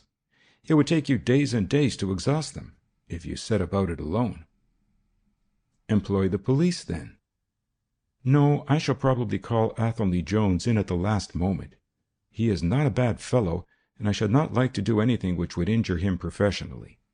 But I have a fancy for working it out myself now that we have gone so far. Could we advertise, then, asking for information from wharfingers? Worse and worse. Our men would know that the chase was hot at their heels, and they would be off out of the country. As it is, they are likely enough to leave, but as long as they think they are perfectly safe, they will be in no hurry. Jones's energy will be of use to us there, for his view of the case is sure to push itself into the daily press, and the runaways will think that everyone is off on the wrong scent. What are we to do, then? I asked, as we landed near Millbank Penitentiary. Take this hansom, drive home, have some breakfast, and get an hour's sleep. It is quite on the cards that we may be afoot tonight again. Stop at a telegraph office, cabby. We will keep Toby, for he may be of use to us yet. We pulled up at the Great Peter Street post office, and Holmes dispatched his wire. Whom do you think that is to? He asked, as we resumed our journey. I am sure I don't know. You remember the Baker Street division of the detective police force whom I employed in the Jefferson Hope case? Well, said I, laughing. This is just the case where they might be invaluable. If they fail, I have other resources, but I shall try them first. That wire was to my dirty little Lieutenant Wiggins, and I expect that he and his gang will be with us before we have finished our breakfast. It was between 8 and 9 o'clock now, and I was conscious of a strong reaction after the successive excitements of the night. I was limp and weary, befogged in mind and fatigued in body. I had not the professional enthusiasm which carried my companion on, nor could I look at the matter as a mere abstract intellectual problem. As far as the death of Bartholomew Sholto went, I had heard little good of him, and could feel no intense antipathy to his murderers. The treasure, however, was a different matter. That, or part of it, belonged rightfully to Miss Morstan. While there was a chance of recovering it, I was ready to devote my life to the one object. True, if I found it, it would probably put her forever beyond my reach. Yet it would be a petty and selfish love which would be influenced by such a thought as that. If Holmes could work to find the criminals, I had a tenfold stronger reason to urge me on to find the treasure. A bath at Baker Street and a complete change freshened me up wonderfully. When I came down to our room, I found the breakfast laid and Holmes pouring out the coffee. Here it is, said he, laughing, and pointing to an open newspaper. The energetic Jones and the ubiquitous reporter have fixed it up between them. But you have had enough of the case. Better have your ham and eggs first. I took the paper from him and read the short notice, which was headed, Mysterious Business at Upper Norwood. About 12 o'clock last night, said the Standard, Mr. Bartholomew Sholto, of Pondicherry Lodge, Upper Norwood, was found dead in his room under circumstances which point to foul play. As far as we can learn, no actual traces of violence were found upon Mr. Sholto's person, but a valuable collection of Indian gems which the deceased gentleman had inherited from his father has been carried off. The discovery was first made by Mr. Sherlock Holmes and Dr. Watson, who had called at the house with Mr. Thaddeus Sholto, brother of the deceased. By a singular piece of good fortune, Mr. Athelney Jones, the well-known member of the detective police force, happened to be at the Norwood police station, and was on the ground within half an hour of the first alarm. His trained and experienced faculties were at once directed towards the detection of the criminals, with the gratifying result that the brother, Thaddeus Sholto, has already been arrested, together with the housekeeper, Mrs. Burnstone, an Indian butler named Lal Rao, and a porter or gatekeeper named McMurdo. It is quite certain that the thief or thieves were well acquainted with the house, for Mr. Jones's well-known technical knowledge and his powers of minute observation have enabled him to prove conclusively that the miscreants could not have entered by the door or by the window, but must have made their way across the roof of the building, and so through a trap-door into a room which communicated with that in which the body was found. This fact, which has been very clearly made out, proves conclusively that it was no mere haphazard burglary. The prompt and energetic action of the officers of the law shows the great advantage of the presence on such occasions of a single vigorous and masterful mind. We cannot but think that it supplies an argument to those who would wish to see our detectives more decentralized, and so brought into closer and more effective touch with the cases which it is their duty to investigate. "Isn't it gorgeous?" said Holmes, grinning over his coffee cup. "What do you think of that?" "I think that we have had a close shave ourselves of being arrested for the crime." "So do I. I wouldn't answer for our safety now if he should happen to have another of his attacks of energy." At this moment there was a loud ring at the bell, and I could hear Mrs. Hudson, our landlady, raising her voice in a wail of expostulation and dismay. "By heavens, Holmes," I said, half rising, "I believe that they are really after us." "No, it's not quite so bad as that. It is the unofficial force, the Baker Street Irregulars." As he spoke, there came a swift pattering of naked feet upon the stairs, a clatter of high voices, and in rushed a dozen dirty and ragged little street Arabs. There was some show of discipline among them, despite their tumultuous entry, for they instantly drew up in a line and stood facing us with expectant faces. One of their number, taller and older than the others, stood forward with an air of lounging superiority which was very funny in such a disreputable little scarecrow. "Got your message, sir," said he, "and brought 'em on sharp. 3 bob and a tanner for tickets." "Here you are," said Holmes, producing some silver. "In future they can report to you, Wiggins, and you to me. I cannot have the house invaded in this way. However, it is just as well that you should all hear the instructions. I want to find the whereabouts of a steam launch called the Aurora. Owner Mordecai Smith, black with 2 red streaks, funnel black with a white band. She is down the river somewhere. I want one boy to be at Mordecai Smith's landing stage opposite Millbank to say if the boat comes back. You must divide it out among yourselves and do both banks thoroughly. Let me know the moment you have news. Is that all clear?" "Yes, governor," said Wiggins. "The old scale of pay, and a guinea to the boy who finds the boat. Here's a day in advance.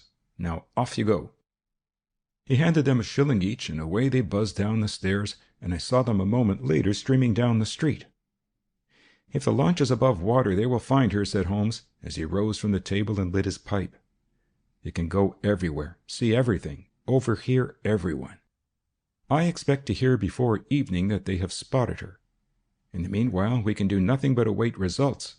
We cannot pick up the broken trail until we find either the Aurora or Mr. Mordecai Smith." "Toby could eat these scraps, I dare say. Are you going to bed, Holmes?" "No, I am not tired. I have a curious constitution. I never remember feeling tired by work, though idleness exhausts me completely. I am going to smoke and to think over this queer business to which my fair client has introduced us. If ever man had an easy task, this of ours ought to be. Wooden-legged men are not so common, but the other man must, I should think, be absolutely unique." "The other man again!" "I have no wish to make a mystery of him, to you anyway. But you must have formed your own opinion. Now do consider the data. Diminutive footmarks, toes never fettered by boots, naked feet, stone-headed wooden mace, great agility, small poisoned darts. What do you make of all this?" "A savage!" I exclaimed. "Perhaps one of those Indians who were the associates of Jonathan Small." "Hardly that," said he. "When first I saw signs of strange weapons, I was inclined to think so. But the remarkable character of the footmarks caused me to reconsider my views. Some of the inhabitants of the Indian peninsula are small men, but none could have left such marks as that. The Hindu proper has long and thin feet. The sandal-wearing Mohammedan has the great toe well separated from the others, because the thong is commonly passed between. These little darts, too, could only be shot in one way. They are from a blowpipe. Now then, where are we to find our savage? South American, I hazarded. He stretched his hand up and took down a bulky volume from the shelf. This is the first volume of a gazetteer which is now being published. It may be looked upon as the very latest authority. What have we here? Andaman Islands, situated 340 miles to the north of Sumatra, in the Bay of Bengal. Hum. What's all this? Moist climate, coral reefs, sharks, Port Blair, convict barracks, Rutland Island, cottonwoods. Ah, here we are. The aborigines of the Andaman Islands may perhaps claim the distinction of being the smallest race upon this earth, though some anthropologists prefer the Bushmen of Africa, the Digger Indians of America, and the Terra del Fuegians. The average height is rather below 4 feet, although many full-grown adults may be found who are very much smaller than this. They are a fierce, morose, and intractable people, though capable of forming most devoted friendships when their confidence has once been gained. Mark that, Watson. Now then, listen to this. They are naturally hideous, having large, misshapen heads, small, fierce eyes, and distorted features. Their feet and hands, however, are remarkably small. So intractable and fierce are they that all the efforts of the British official have failed to win them over in any degree. They have always been a terror to shipwrecked crews, braining the survivors with their stone-headed clubs, or shooting them with their poisoned arrows. These massacres are invariably concluded by a cannibal feast. Nice, amiable people, Watson. If this fellow had been left to his own unaided devices, this affair might have taken an even more ghastly turn. I fancy that, even as it is, Jonathan Small would give a good deal not to have employed him. But how came he to have so singular a companion? Ah, that is more than I can tell.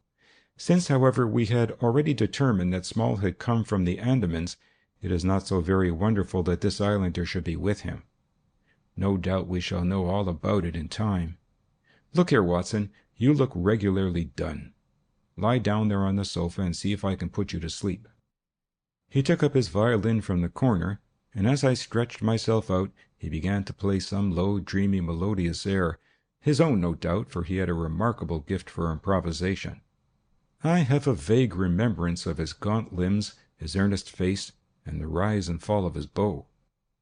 Then I seemed to be floated peacefully away upon a soft sea of sound, until I found myself in dreamland, with the sweet face of Mary Morstan looking down upon me. End of chapter 8.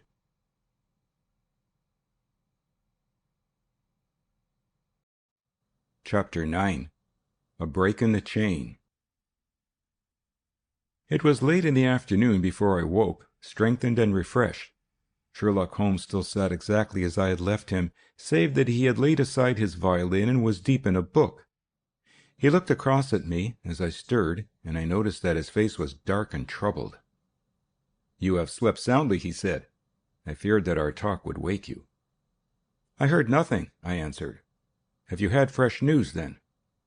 "Unfortunately, no. I confess that I am surprised and disappointed. I expected something definite by this time. Wiggins has just been up to report. He says that no trace can be found of the launch. It is a provoking check, for every hour is of importance. Can I do anything? I am perfectly fresh now, and quite ready for another night's outing.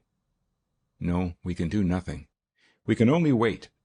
If we go ourselves, the message might come in our absence, and delay be caused. You can do what you will, but I must remain on guard. Then I shall run over to Camberwell and call upon Mrs. Cecil Forrester. She asked me to yesterday." "On Mrs. Cecil Forrester?" asked Holmes, with the twinkle of a smile in his eyes. "Well, of course, Miss Morstan, too. They were anxious to hear what happened." "I would not tell them too much," said Holmes. "Women are never to be entirely trusted, not the best of them." I did not pause to argue over this atrocious sentiment. "I shall be back in an hour or two," I remarked. "All right, good luck. But I say, if you are crossing the river, you may as well return Toby, for I don't think it is at all likely that we shall have any use for him now. I took our mongrel accordingly, and left him, together with a half-sovereign, at the old naturalist's in Pinchin Lane. At Camberwell I found Miss Morstan a little weary after her night's adventures, but very eager to hear the news. Mrs. Forrester, too, was full of curiosity. I told them all that we had done, suppressing, however, the more dreadful parts of the tragedy. Thus, although I spoke of Mr. Sholto's death, I said nothing of the exact manner and method of it. With all my omissions, however, there was enough to startle and amaze them. "It is a romance!" cried Mrs. Forrester. "An injured lady, 500,000 in treasure, a black cannibal, and a wooden-legged ruffian. They take the place of the conventional dragon or wicked earl." "And 2 knight-errants to the rescue," added Miss Morstan, with a bright glance at me. "Why, Mary, your fortune depends upon the issue of this search. I don't think that you are nearly excited enough. Just imagine what it must be to be so rich, and to have the world at your feet." It sent a little thrill of joy to my heart to notice that she showed no sign of elation at the prospect. On the contrary, she gave a toss of her proud head, as though the matter were one in which she took small interest. "It is for Mr. Thaddeus Sholto that I am anxious," she said. "Nothing else is of any consequence. But I think that he has behaved most kindly and honorably throughout. It is our duty to clear him of this dreadful and unfounded charge." It was evening before I left Camberwell, and quite dark by the time I reached home. My companion's book and pipe lay by his chair, but he had disappeared. I looked about in the hope of seeing a note, but there was none. "I suppose that Mr. Sherlock Holmes has gone out," I said to Mrs. Hudson as she came up to lower the blinds. "No, sir. He has gone to his room, sir. Do you know, sir," sinking her voice into an impressive whisper, "I am afraid for his health." "Why so, Mrs. Hudson?" "Well, he's that strange, sir. After you was gone, he walked, up and down until I was weary of the sound of his footstep. Then I heard him talking to himself and muttering, and every time the bell rang out he came on the stairhead with, 'What is that, Mrs. Hudson?' And now he has slammed off to his room, but I can hear him walking away the same as ever. I hope he's not going to be ill, sir. I ventured to say something to him about cooling medicine, but he turned on me, sir, with such a look that I don't know how I ever got out of the room." "I don't think that you have any cause to be uneasy, Mrs. Hudson," I answered. "I have seen him like this before. He has some small matter upon his mind which makes him restless. I tried to speak lightly to our worthy landlady, but I was myself somewhat uneasy when through the long night I still from time to time heard the dull sound of his tread, and knew how his keen spirit was chafing against this involuntary inaction. At breakfast time he looked worn and haggard, with a little fleck of feverish color upon either cheek. "You were knocking yourself up, old man," I remarked.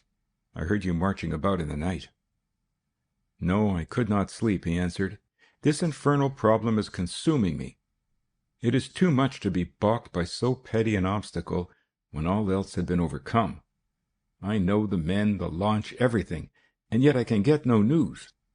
I have set other agencies at work, and used every means at my disposal. The whole river has been searched on either side, but there is no news, nor has Mrs. Smith heard of her husband.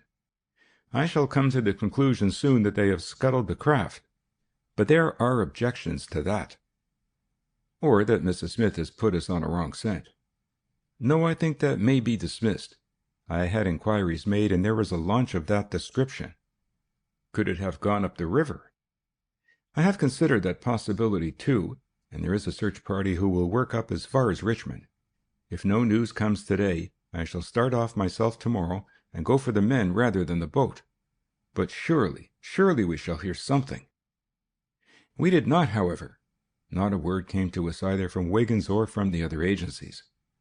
There were articles in most of the papers upon the Norwood tragedy.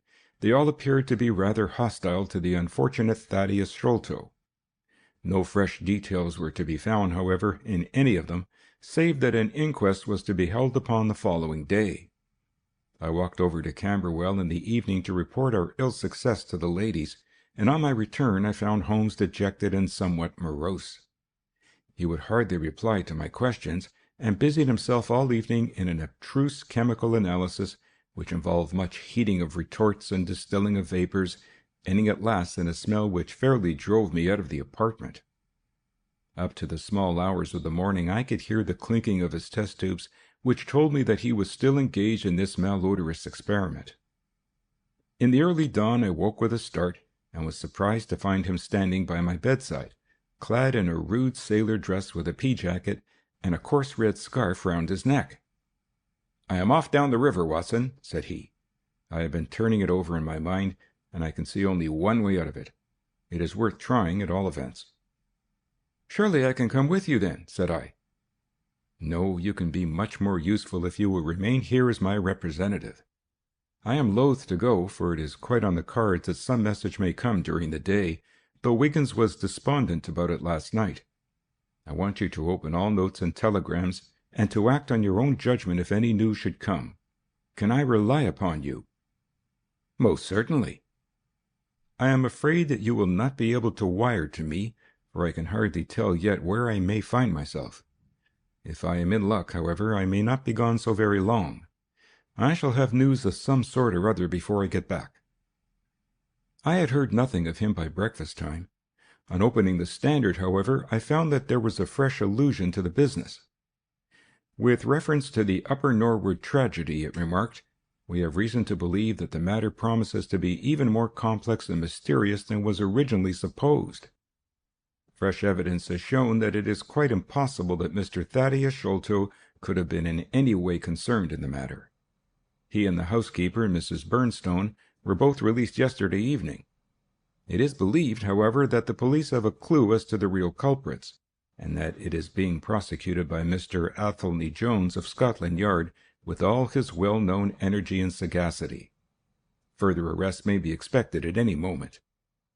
"That is satisfactory so far as it goes," thought I. "Friend Sholto is safe, at any rate. I wonder what the fresh clue may be, though it seems to be a stereotype form whenever the police have made a blunder." I tossed the paper down upon the table, but at that moment my eye caught an advertisement in the agony column. It ran in this way: "Lost. Whereas Mordecai Smith, boatman, and his son Jim left Smith's Wharf at or about 3 o'clock last Tuesday morning in the steam launch Aurora, black with 2 red stripes, funnel black with a white band. The sum of £5 will be paid to anyone who can give information to Mrs. Smith at Smith's Wharf, or 221B Baker Street, as to the whereabouts of the said Mordecai Smith and the launch Aurora." This was clearly Holmes' doing. The Baker Street address was enough to prove that. It struck me as rather ingenious, because it might be read by the fugitives without their seeing in it more than the natural anxiety of a wife for her missing husband. It was a long day. Every time that a knock came to the door or a sharp step passed in the street, I imagined that it was either Holmes returning or an answer to his advertisement. I tried to read, but my thoughts would wander off to our strange quest and to the ill-assorted and villainous pair whom we were pursuing. Could there be, I wondered, some radical flaw in my companion's reasoning? Might he be suffering from some huge self-deception? Was it not possible that his nimble and speculative mind had built up this wild theory upon faulty premises? I had never known him to be wrong, and yet the keenest reasoner may occasionally be deceived. He was likely, I thought, to fall into error through the over-refinement of his logic, his preference for a subtle and bizarre explanation when a plainer and more commonplace one lay ready to his hand. Yet on the other hand I had myself seen the evidence, and I had heard the reasons for his deductions. When I look back on the long chain of curious circumstances, many of them trivial in themselves, but all tending in the same direction, I could not disguise from myself that even if Holmes' explanation were incorrect, the true theory must be equally outre and startling. At 3 o'clock in the afternoon there was a loud peal at the bell, an authoritative voice in the hall, and to my surprise, no less a person than Mr. Athelney Jones was shown up to me. Very different was he, however, from the brusque and masterful professor of common sense who had taken over the case so confidently at Upper Norwood. His expression was downcast, and his bearing meek and even apologetic. "Good day, sir, good day," said he. "Mr. Sherlock Holmes is out, I understand." "Yes, and I cannot be sure when he will be back. But perhaps you would care to wait. Take that chair and try one of these cigars." "Thank you. I don't mind if I do," said he, mopping his face with a red bandana handkerchief. "And a whiskey and soda?" "Well, half a glass. It is very hot for the time of year, and I have had a good deal to worry and try me. You know my theory about this Norwood case?"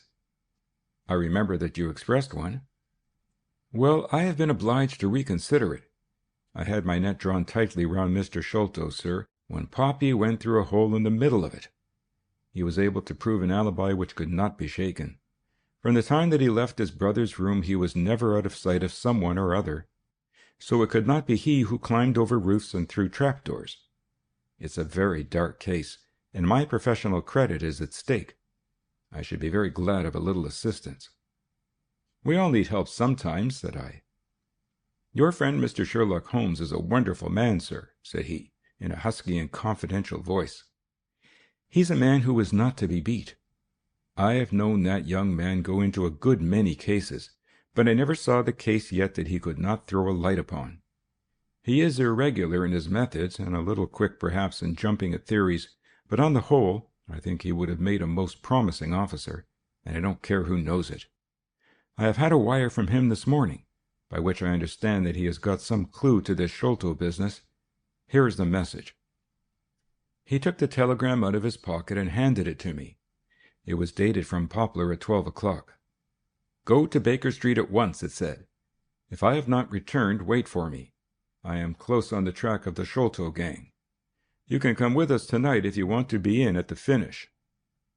"This sounds well. He has evidently picked up the scent again," said I. "Ah, then he has been at fault too," exclaimed Jones with evident satisfaction. "Even the best of us are thrown off sometimes. Of course this may prove to be a false alarm, but it is my duty as an officer of the law to allow no chance to slip. But there is someone at the door. Perhaps this is he." A heavy step was heard ascending the stair, with a great wheezing and rattling as from a man who was sorely put to it for breath. Once or twice he stopped, as though the climb were too much for him, but at last he made his way to our door and entered.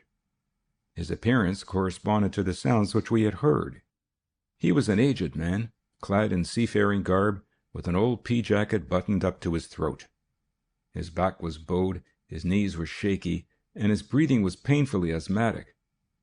As he leaned upon a thick oaken cudgel, his shoulders heaved in the effort to draw the air into his lungs. He had a coloured scarf round his chin, and I could see little of his face save a pair of keen dark eyes, overhung by bushy white brows and long grey side whiskers. Altogether he gave me the impression of a respectable master mariner who had fallen into years and poverty. "What is it, my man?" I asked. He looked about him in the slow, methodical fashion of old age. "Is Mr. Sherlock Holmes here?" said he. "No, but I am acting for him. You can tell me any message you have for him." "It was to him himself I was to tell it," said he. "But I tell you that I am acting for him. Was it about Mordecai Smith's boat?" "Yes, I knows well where it is, and I knows where the men he is after are, and I knows where the treasure is. I knows all about it." "Then tell me, and I shall let him know." "It was to him I was to tell it," he repeated, with the petulant obstinacy of a very old man. "Well, you must wait for him." "No, no, I ain't going to lose a whole day to please no one. If Mr. Holmes ain't here, then Mr. Holmes must find it all out for himself. I don't care about the look of either of you, and I won't tell a word." He shuffled towards the door, but Athelney Jones got in front of him. "Wait a bit, my friend," said he. "You have important information, and you must not walk off. We shall keep you, whether you like or not, until our friend returns." The old man made a little run towards the door, but as Athelney Jones put his broad back up against it, he recognized the uselessness of resistance. "Pretty sort of treatment this," he cried, stamping his stick. "I come here to see a gentleman, and you two, who I never saw in my life, seize me and treat me in this fashion." "You will be none the worse," I said. "We shall recompense you for the loss of your time. Sit over here on the sofa, and you will not have long to wait." He came across, sullenly enough, and seated himself with his face resting on his hands. Jones and I resumed our cigars and our talk. Suddenly, however, Holmes' voice broke in upon us. "I think that you might offer me a cigar, too," he said. We both started in our chairs. There was Holmes sitting close to us with an air of quiet amusement. "Holmes," I exclaimed, "you here? But where's the old man?" "Here is the old man," said he, holding out a heap of white hair. "Here he is, wig, whiskers, eyebrows, and all. I thought my disguise was pretty good, but I hardly expected that it would stand that test." "Ah, you rogue!" cried Jones, highly delighted. "You would have made an actor, and a rare one. You had the proper workhouse cough, and those weak legs of yours are worth £10 a week. I thought I knew the glint of your eye, though. You didn't get away from us so easily, you see." "I have been working in that get-up all day," said he, lighting his cigar. "You see, a good many of the criminal classes begin to know me, especially since our friend here took to publishing some of my cases. So I can only go on the warpath under some simple disguise like this. You got my wire?" "Yes, that was what brought me here." "How has your case prospered?" "It has all come to nothing. I have had to release 2 of my prisoners, and there is no evidence against the other 2. "Never mind. We shall give you 2 others in the place of them. But you must put yourself under my orders. You are welcome to all the official credit, but you must act on the line that I point out. Is that agreed?" "Entirely, if you will help me to the men."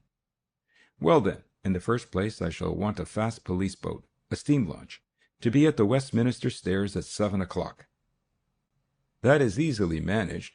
There is always one about there, but I can step across the road and telephone to make sure. Then I shall want 2 staunch men in case of resistance." "There will be 2 or 3 in the boat.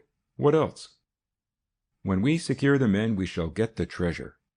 I think that it would be a pleasure to my friend here to take the box round to the young lady to whom half of it rightfully belongs. Let her be the first to open it. Eh, Watson?" "It would be a great pleasure to me." "Rather an irregular proceeding," said Jones, shaking his head. "However, the whole thing is irregular, and I suppose we must wink at it. The treasure must afterwards be handed over to the authorities until after the official investigation." "Certainly, that is easily managed. One other point. I should much like to have a few details about this matter from the lips of Jonathan Small himself. You know I like to work the detail of my cases out. There is no objection to my having an unofficial interview with him, either here in my rooms or elsewhere, as long as he is sufficiently guarded?" "Well, you are master of the situation. I have had no proof yet of the existence of this Jonathan Small. However, if you can catch him, I don't see how I can refuse you an interview with him." "That is understood, then?" "Perfectly. Is there anything else?" "Only that I insist upon your dining with us. It will be ready in half an hour. I have oysters and a brace of grouse with something a little choice in white wines. Watson, you have never yet recognized my merits as a housekeeper." End of chapter 9.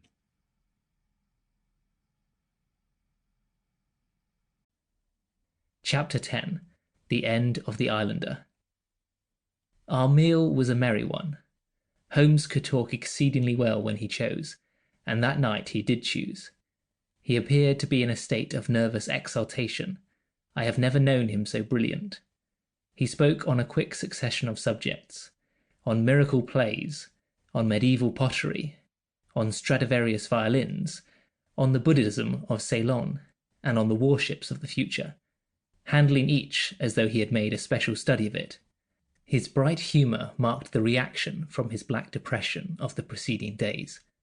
Athelney Jones proved to be a sociable soul in his hours of relaxation, and faced his dinner with the air of a bon vivant. For myself, I felt elated at the thought that we were nearing the end of our task, and I caught something of Holmes's gaiety. None of us alluded during dinner to the cause which had brought us together. When the cloth was cleared, Holmes glanced at his watch and filled up 3 glasses with port. "One bumper," said he, "to the success of our little expedition. And now it is high time we were off. Have you a pistol, Watson?" "I have my old service revolver in my desk." "You had best take it, then. It is well to be prepared. I see that the cab is at the door. I ordered it for 6:30. It was a little past 7 before we reached the Westminster Wharf and found our launch awaiting us. Holmes eyed it critically. "Is there anything to mark it as a police boat?" "Yes, that green lamp at the side." "Then take it off." The small change was made. We stepped on board, and the ropes were cast off. Jones, Holmes, and I sat in the stern. There was one man at the rudder, one to tend the engines, and 2 burly police inspectors forward. "Where to?" asked Jones. "To the tower. Tell them to stop opposite Jacobson's yard." Our craft was evidently a very fast one. We shot past the long lines of loaded barges as though they were stationary. Holmes smiled with satisfaction as we overhauled a river steamer and left her behind us. "We ought to be able to catch anything on the river," he said. "Well, hardly that, but there are not many launches to beat us. We shall have to catch the Aurora, and she has a name for being a clipper. I will tell you how the land lies, Watson. You recollect how annoyed I was at being balked by so small a thing?" "Yes." "Well, I gave my mind a thorough rest by plunging into a chemical analysis. One of our greatest statesmen has said that a change of work is the best rest. So it is. When I had succeeded in dissolving the hydrocarbon which I was at work at, I came back to our problem of the sholtos and thought the whole matter out again. My boys had been up the river and down the river without result. The launch was not at any landing stage or wharf, nor had it returned. Yet it could hardly have been scuttled to hide their traces, though that always remained a possible hypothesis if all else failed. I knew this man Small had a certain degree of low cunning, but I did not think him capable of anything in the nature of delicate finesse. That is usually a product of higher education. I then reflected that since he had certainly been in London some time, as we had evidence that he maintained a continual watch over Pondicherry Lodge, he could hardly leave at a moment's notice, but would need some little time, if it were only a day, to arrange his affairs. That was the balance of probability, at any rate. "It seems to me to be a little weak," said I. "It is more probable that he had arranged his affairs before ever he set out upon his expedition." "No, I hardly think so. This lair of his would be too valuable a retreat, in case of need, for him to give it up until he was sure that he could do without it. But a second consideration struck me. Jonathan Small must have felt that the peculiar appearance of his companion, however much he may have top-coated him, would give rise to gossip, and possibly be associated with this Norwood tragedy. He was quite sharp enough to see that. They had started from their headquarters under cover of darkness, and he would wish to get back before it was broad light. Now, it was past 3 o'clock, according to Mrs. Smith, when they got the boat. It would be quite bright, and people would be about in an hour or so. Therefore, I argued, they did not go very far. They paid Smith well to hold his tongue, reserved his launch for the final escape, and hurried to their lodgings with the treasure box. In a couple of nights, when they had time to see what view the papers took, and whether there was any suspicion, they would make their way under cover of darkness to some ship at Gravesend or in the Downs, where no doubt they had already arranged for passages to America or the colonies. But the launch, they could not have taken that to their lodgings. Quite so. I argued that the launch must be no great way off, in spite of its invisibility. I then put myself in the place of Small, and looked at it as a man of his capacity would. He would probably consider that to send back the launch, or to keep it at a wharf, would make pursuit easy if the police did happen to get on his track. How, then, could he conceal the launch, and yet have her at hand when wanted? I wondered what I should do myself if I were in his shoes. I could only think of one way of doing it. I might hand the launch over to some boat builder or repairer, with directions to make a trifling change in her. She would then be removed to his shed or yard, and so be effectively concealed, while at the same time I could have her at a few hours' notice. That seemed simple enough. It is just these very simple things which are extremely liable to be overlooked. However, I determined to act on the idea. I started at once in this harmless seaman's rig, and inquired at all the yards down the river. I drew a blank at 15, but at the 16th, Jacobson's, I learned that the Aurora had been handed over to them 2 days ago by a wooden-legged man with some trivial directions as to her rudder. "There ain't naught amiss with her rudder," said the foreman. "There she lies, with the red streaks." At that moment, who should come down but Mordecai Smith, the missing owner? He was rather the worse for liquor. I should not, of course, have known him, but he bellowed out his name and the name of his launch. "I want her tonight at 8 o'clock, said he. 8 o'clock sharp, mind, for I have 2 gentlemen who won't be kept waiting. They had evidently paid him well, for he was very flush of money, chucking shillings about to the men. I followed him some distance, but he subsided into an alehouse, so I went back to the yard, and, happening to pick up one of my boys on the way, I stationed him as a sentry over the launch. He is to stand at the water's edge and wave his handkerchief to us when they start.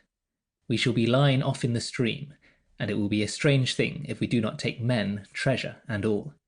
You have planned it all very neatly, whether they are the right men or not, said Jones. But if the affair were in my hands, I should have had a body of police in Jacobson's yard and arrested them when they came down. Which would have been never. This man Small is a pretty shrewd fellow. He would send a scout on ahead, and if anything made him suspicious, lie snug for another week. But you might have stuck to Mordecai Smith, and so been led to their hiding-place, said I. In that case I should have wasted my day. I think that it is 100 to 1 against Smith knowing where they live. As long as he has liquor and good pay, why should he ask questions? They send him messages what to do. No, I thought over every possible course, and this is the best. While this conversation had been proceeding, we had been shooting the long series of bridges which span the Thames. As we passed the city, the last rays of the sun were gilding the cross upon the summit of St. Paul's. It was twilight before we reached the tower. That is Jacobson's yard, said Holmes, pointing to a bristle of masts and rigging on the Surrey side. Cruise gently up and down here under cover of this string of lighters. He took a pair of night glasses from his pocket and gazed some time at the shore. I see my sentry at his post, he remarked, but no sign of a handkerchief. Suppose we go downstream a short way and lie in wait for them, said Jones eagerly. We were all eager by this time, even the policemen and stokers, who had a very vague idea of what was going forward. We have no right to take anything for granted, Holmes answered. It is certainly 10 to 1 that they go downstream, but we cannot be certain. From this point, we can see the entrance of the yard, and they can hardly see us. It will be a clear night and plenty of light. We must stay where we are.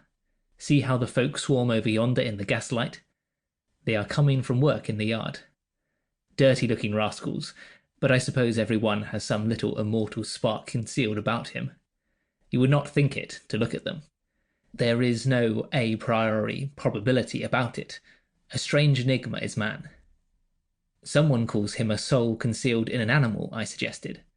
Winwood Reade is good upon the subject, said Holmes. He remarks that, while the individual man is an insoluble puzzle, in the aggregate he becomes a mathematical certainty.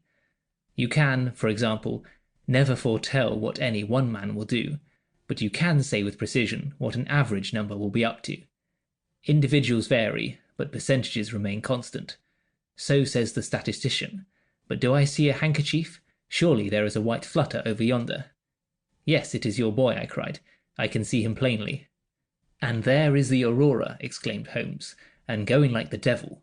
Full speed ahead, engineer. Make after that launch with the yellow light. By heaven, I shall never forgive myself if she proves to have the heels of us.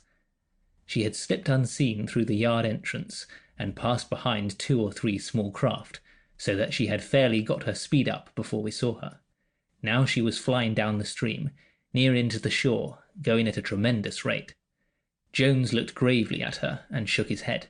She is very fast, he said. I doubt if we shall catch her. We must catch her, cried Holmes, between his teeth. Heap it on, stokers. Make her do all she can. If we burn the boat, we must have them. We were fairly after her now. The furnaces roared, and the powerful engines whizzed and clanked, like a great metallic heart. Her sharp, steep prow cut through the river water, and sent 2 rolling waves to right and to left of us. With every throb of the engines we sprang and quivered like a living thing. One great yellow lantern in our bows threw a long, flickering funnel of light in front of us. Right ahead, a dark blur upon the water showed where the Aurora lay, and the swirl of white foam behind her spoke of the pace at which she was going. We flashed past barges, steamers, merchant vessels, in and out, behind this one and round the other.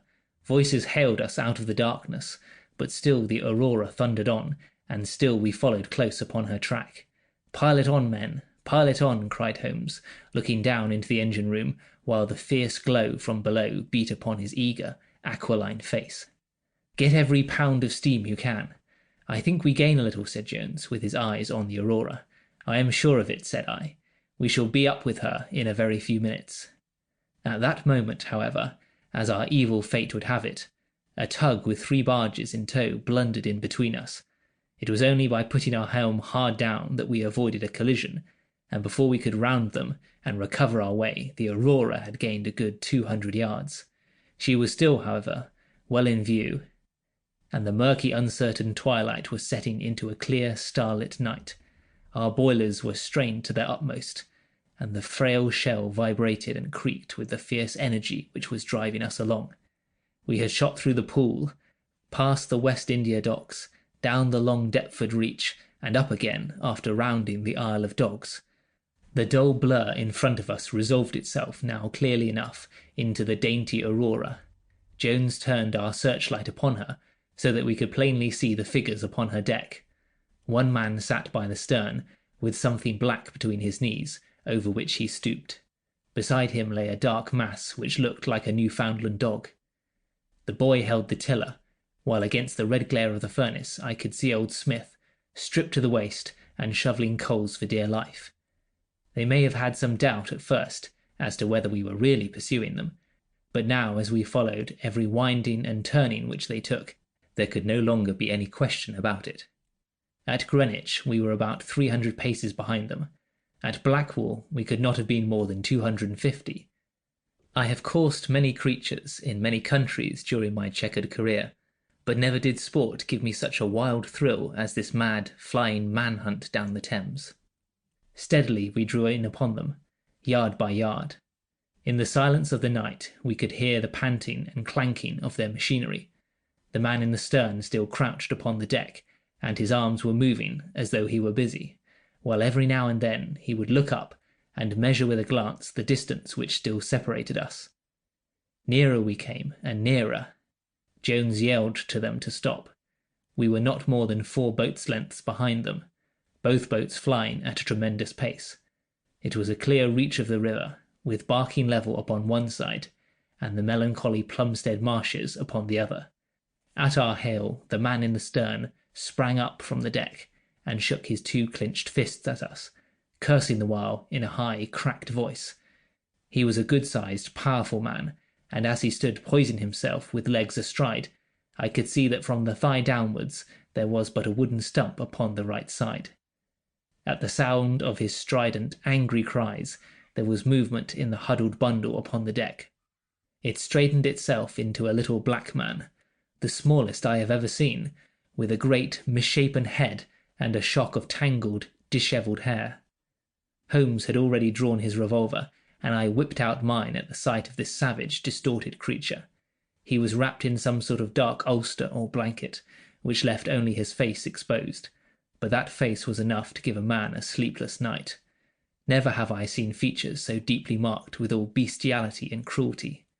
His small eyes glowed and burned with a sombre light, and his thick lips were writhed back from his teeth, which grinned and chattered at us with a half-animal fury. "Fire if he raises his hand," said Holmes quietly. We were within a boat's length by this time, and almost within touch of our quarry. I can see the 2 of them now as they stood, the white man with his legs far apart, shrieking out curses, and the unhallowed dwarf with his hideous face and his strong yellow teeth gnashing at us in the light of our lantern.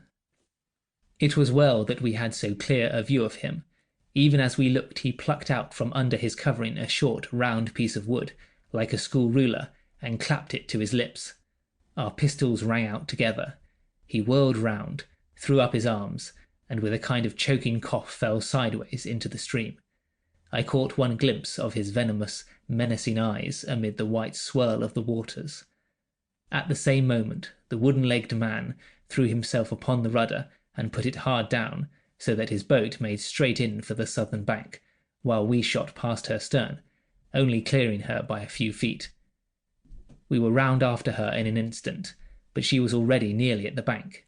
It was a wild and desolate place, where the moon glimmered upon a wide expanse of marshland, with pools of stagnant water and beds of decaying vegetation. The launch, with a dull thud, ran up upon the mud bank, with her bow in the air and her stern flush with the water. The fugitive sprang out, but his stump instantly sank its whole length into the sodden soil. In vain he struggled and writhed. Not one step could he possibly take, either forwards or backwards. He yelled in impotent rage and kicked frantically into the mud with his other foot, but his struggles only bored his wooden pin the deeper into the sticky bank. When we brought our launch alongside, he was so firmly anchored that it was only by throwing the end of a rope over his shoulders that we were able to haul him out and to drag him, like some evil fish, over our side. The two Smiths, father and son, sat sullenly in their launch, but came aboard meekly enough when commanded. The Aurora herself we hauled off and made fast to our stern. A solid iron chest of Indian workmanship stood upon the deck. This, there could be no question, was the same that had contained the ill-omened treasure of the Sholtos. There was no key, but it was of considerable weight, so we transferred it carefully to our own little cabin. As we steamed slowly upstream again, we flashed our searchlight in every direction, but there was no sign of the islander.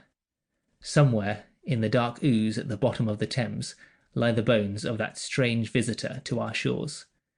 "See here," said Holmes, pointing to the wooden hatchway. We were hardly quick enough with our pistols.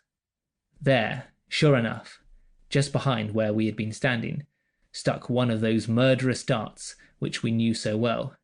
It must have whizzed between us at the instant that we fired. Holmes smiled at it, and shrugged his shoulders in his easy fashion, but I confess that it turned me sick to think of the horrible death which had passed so close to us that night. End of chapter 10.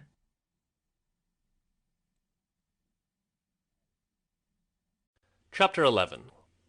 The Great Agra Treasure. Our captive sat in the cabin opposite to the iron box, which he had done so much and waited so long to gain. He was a sunburned, reckless-eyed fellow, with a network of lines and wrinkles all over his mahogany features, which told of a hard, open-air life. There was a singular prominence about his bearded chin, which marked a man who was not to be easily turned from his purpose. His age may have been 50 or thereabouts, for his black curly hair was thickly shot with grey. His face in repose was not an unpleasing one, though his heavy brows and aggressive chin gave him, as I had lately seen, a terrible expression when moved to anger. He sat now with his handcuffed hands upon his lap, and his head sunk upon his breast, while he looked with his keen, twinkling eyes at the box which had been the cause of his ill-doings. It seemed to me that there was more sorrow than anger in his rigid and contained countenance. Once he looked up at me with a gleam of something like humor in his eyes. "Well, Jonathan Small," said Holmes, lighting a cigar, "I am sorry that it has come to this." "And so am I, sir," he answered, frankly. "I don't believe that I can swing over the job. I give you my word on the book that I never raised hand against Mr. Sholto. It was that little hellhound Tonga who shot one of his cursed darts into him. I had no part in it, sir. I was as grieved as if it had been my blood relation. I welted the little devil with the slack end of a rope for it, but it was done, and I could not undo it again." "Have a cigar," said Holmes, "and you had best take a pull out of my flask, for you are very wet. How could you expect so small and weak a man as this black fellow to overpower Mr. Sholto and hold him while you were climbing the rope?" "You seem to know as much about it as if you were there, sir. The truth is that I hoped to find the room clear. I knew the habits of the house pretty well, and it was the time when Mr. Sholto usually went down to his supper. I shall make no secret of the business. The best defense that I can make is just the simple truth. Now, if it had been the old Major, I would have swung for him with a light heart. I would have thought no more of knifing him than of smoking this cigar. But it's cursed hard that I should be lagged over this young Sholto, with whom I had no quarrel whatever. You are under the charge of Mr. Athelney Jones of Scotland Yard. He is going to bring you up to my rooms, and I shall ask you for a true account of the matter. You must make a clean breast of it, for if you do, I hope that I may be of use to you. I think I can prove that the poison acts so quickly that the man was dead before ever you reached the room. That he was, sir. I never got such a turn in my life as when I saw him grinning at me with his head on his shoulder as I climbed through the window. It fairly shook me, sir. I'd have half killed Tonga for it if he had not scrambled off. That was how he came to leave his club, and some of his darts too, as he tells me, which I dare say helped to put you on our track, though how you kept on it is more than I can tell. I don't feel no malice against you for it, but it does seem a queer thing, he added, with a bitter smile, that I, who have a fair claim to nigh upon 500,000 of money, should spend the first half of my life building a breakwater in the Andamans, and am like to spend the other half digging trains at Dartmoor. It was an evil day for me when first I clapped eyes upon the merchant Achmet, and had to do with the Agra treasure, which never brought anything but a curse yet upon the man who owned it. To him it brought murder. To Major Sholto it brought fear and guilt, and to me it has meant slavery for life. At this moment, Athelney Jones thrust his broad face and heavy shoulders into the tiny cabin. Quite a family party, he remarked. I think I shall have a pull at that flask, Holmes. Well, I think we may all congratulate each other. Pity we didn't take the other alive, but there was no choice. I say, Holmes, you must confess that you cut it rather fine. It was all we could do to overhaul her. All is well that ends well, said Holmes, but I certainly did not know that the Aurora was such a clipper. Smith says she is one of the fastest launches on the river, and that if he had another man to help him with the engines, we should never have caught her. He swears he knew nothing of this Norwood business. Neither he did, cried our prisoner. Not a word. I chose his launch because I heard that she was a flyer. We told him nothing, but we paid him well, and he was to get something handsome if we reached our vessel, the Esmeralda, at Gravesend, outward bound for the Brazils. Well, if he has done no wrong, we shall see that no wrong comes to him. If we are pretty quick in catching our men, we are not so quick in condemning them. It was amusing to notice how the consequential Jones was already beginning to give himself airs on the strength of the capture. From the slight smile which played over Sherlock Holmes's face, I could see that the speech had not been lost upon him. "We will be at Vauxhall Bridge presently," said Jones, "and shall land you, Dr. Watson, with the treasure-box. I need hardly tell you that I am taking a very grave responsibility upon myself in doing this. It is most irregular, but of course an agreement is an agreement. I must, however, as a matter of duty, send an inspector with you, since you have so valuable a charge. You will drive, no doubt?" "Yes, I shall drive." "It is a pity there is no key, that we may make an inventory first. You will have to break it open. Where is the key, my man?" "At the bottom of the river," said Small, shortly. There was no use your giving this unnecessary trouble. We have had work enough already through you. However, Doctor, I need not warn you to be careful. Bring the box back with you to the Baker Street rooms. You will find us there, on our way to the station." They landed me at Vauxhall, with my heavy iron box, and with a bluff, genial inspector as my companion. A quarter of an hour's drive brought us to Mrs. Cecil Forrester's. The servant seemed surprised at so late a visitor. Mrs. Cecil Forrester was out for the evening, she explained, and likely to be very late.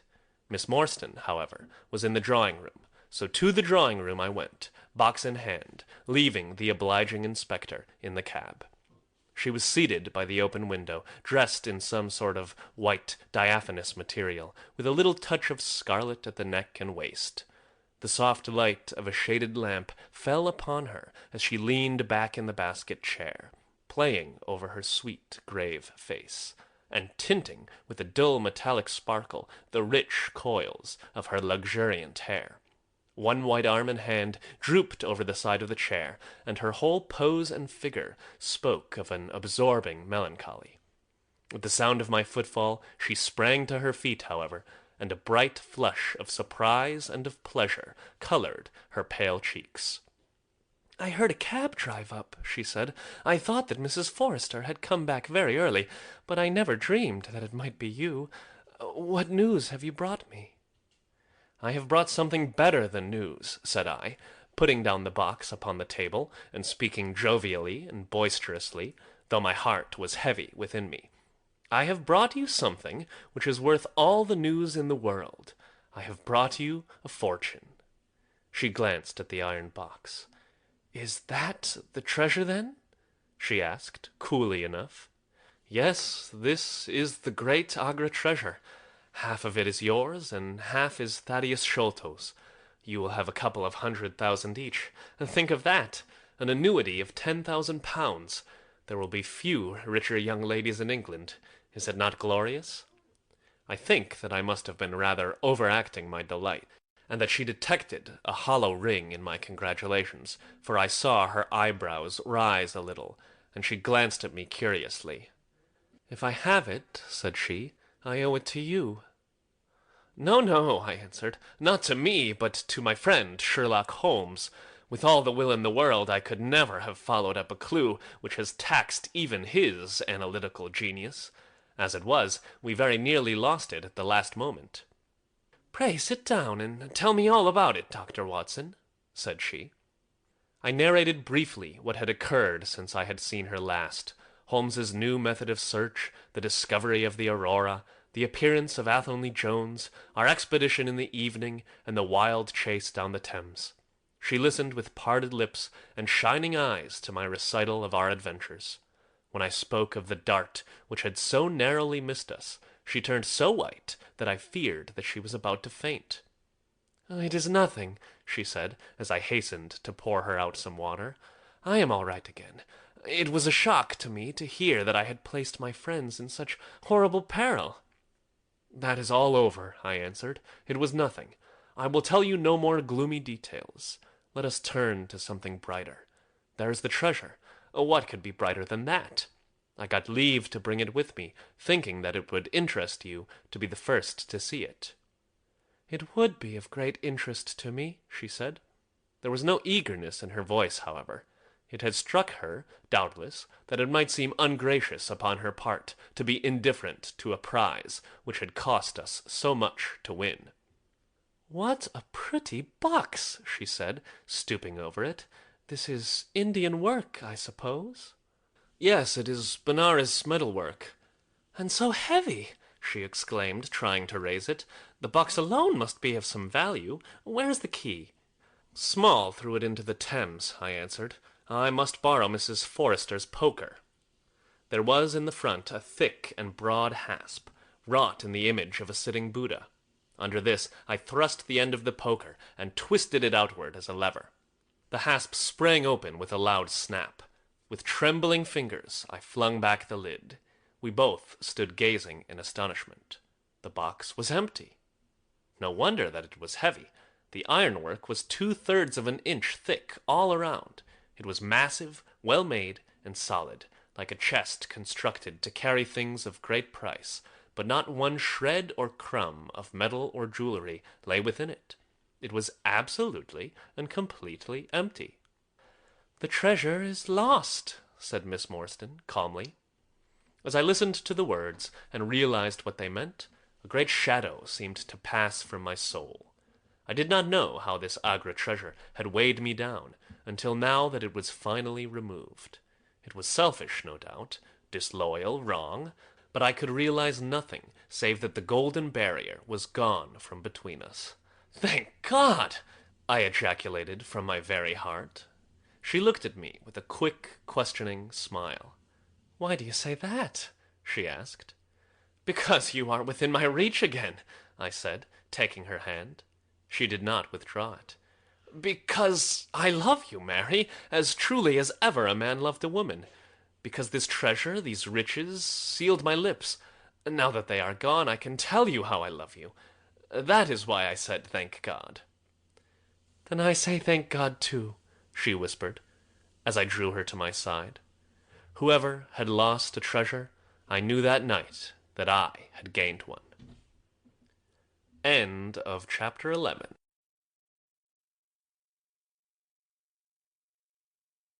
Chapter 12. The Strange Story of Jonathan Small. A very patient man was that inspector in the cab, for it was a weary time before I rejoined him. His face clouded over when I showed him the empty box. "There goes the reward," said he gloomily.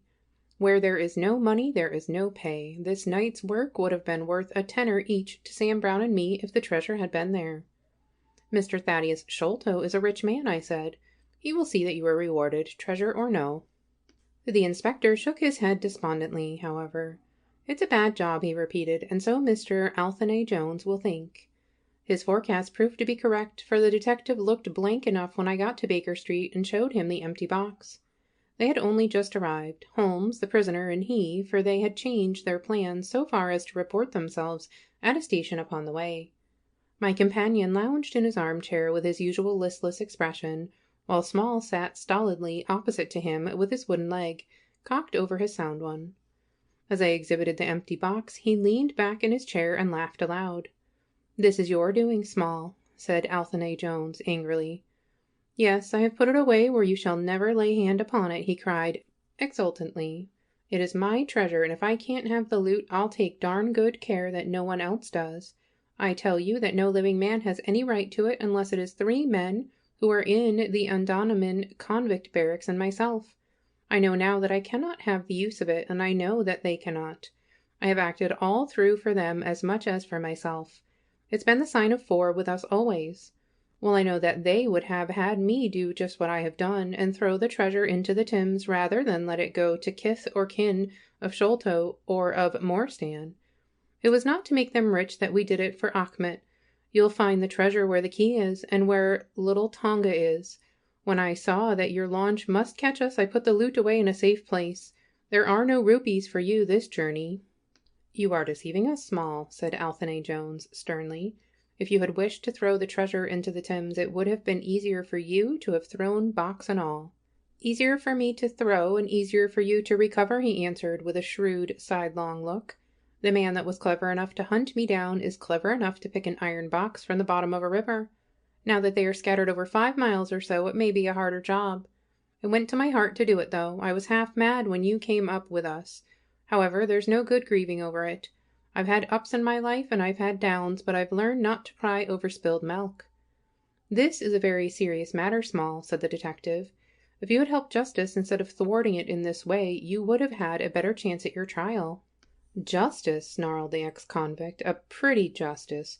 Whose loot is this if it is not ours? Where is the justice that I should give it up to those who have never earned it?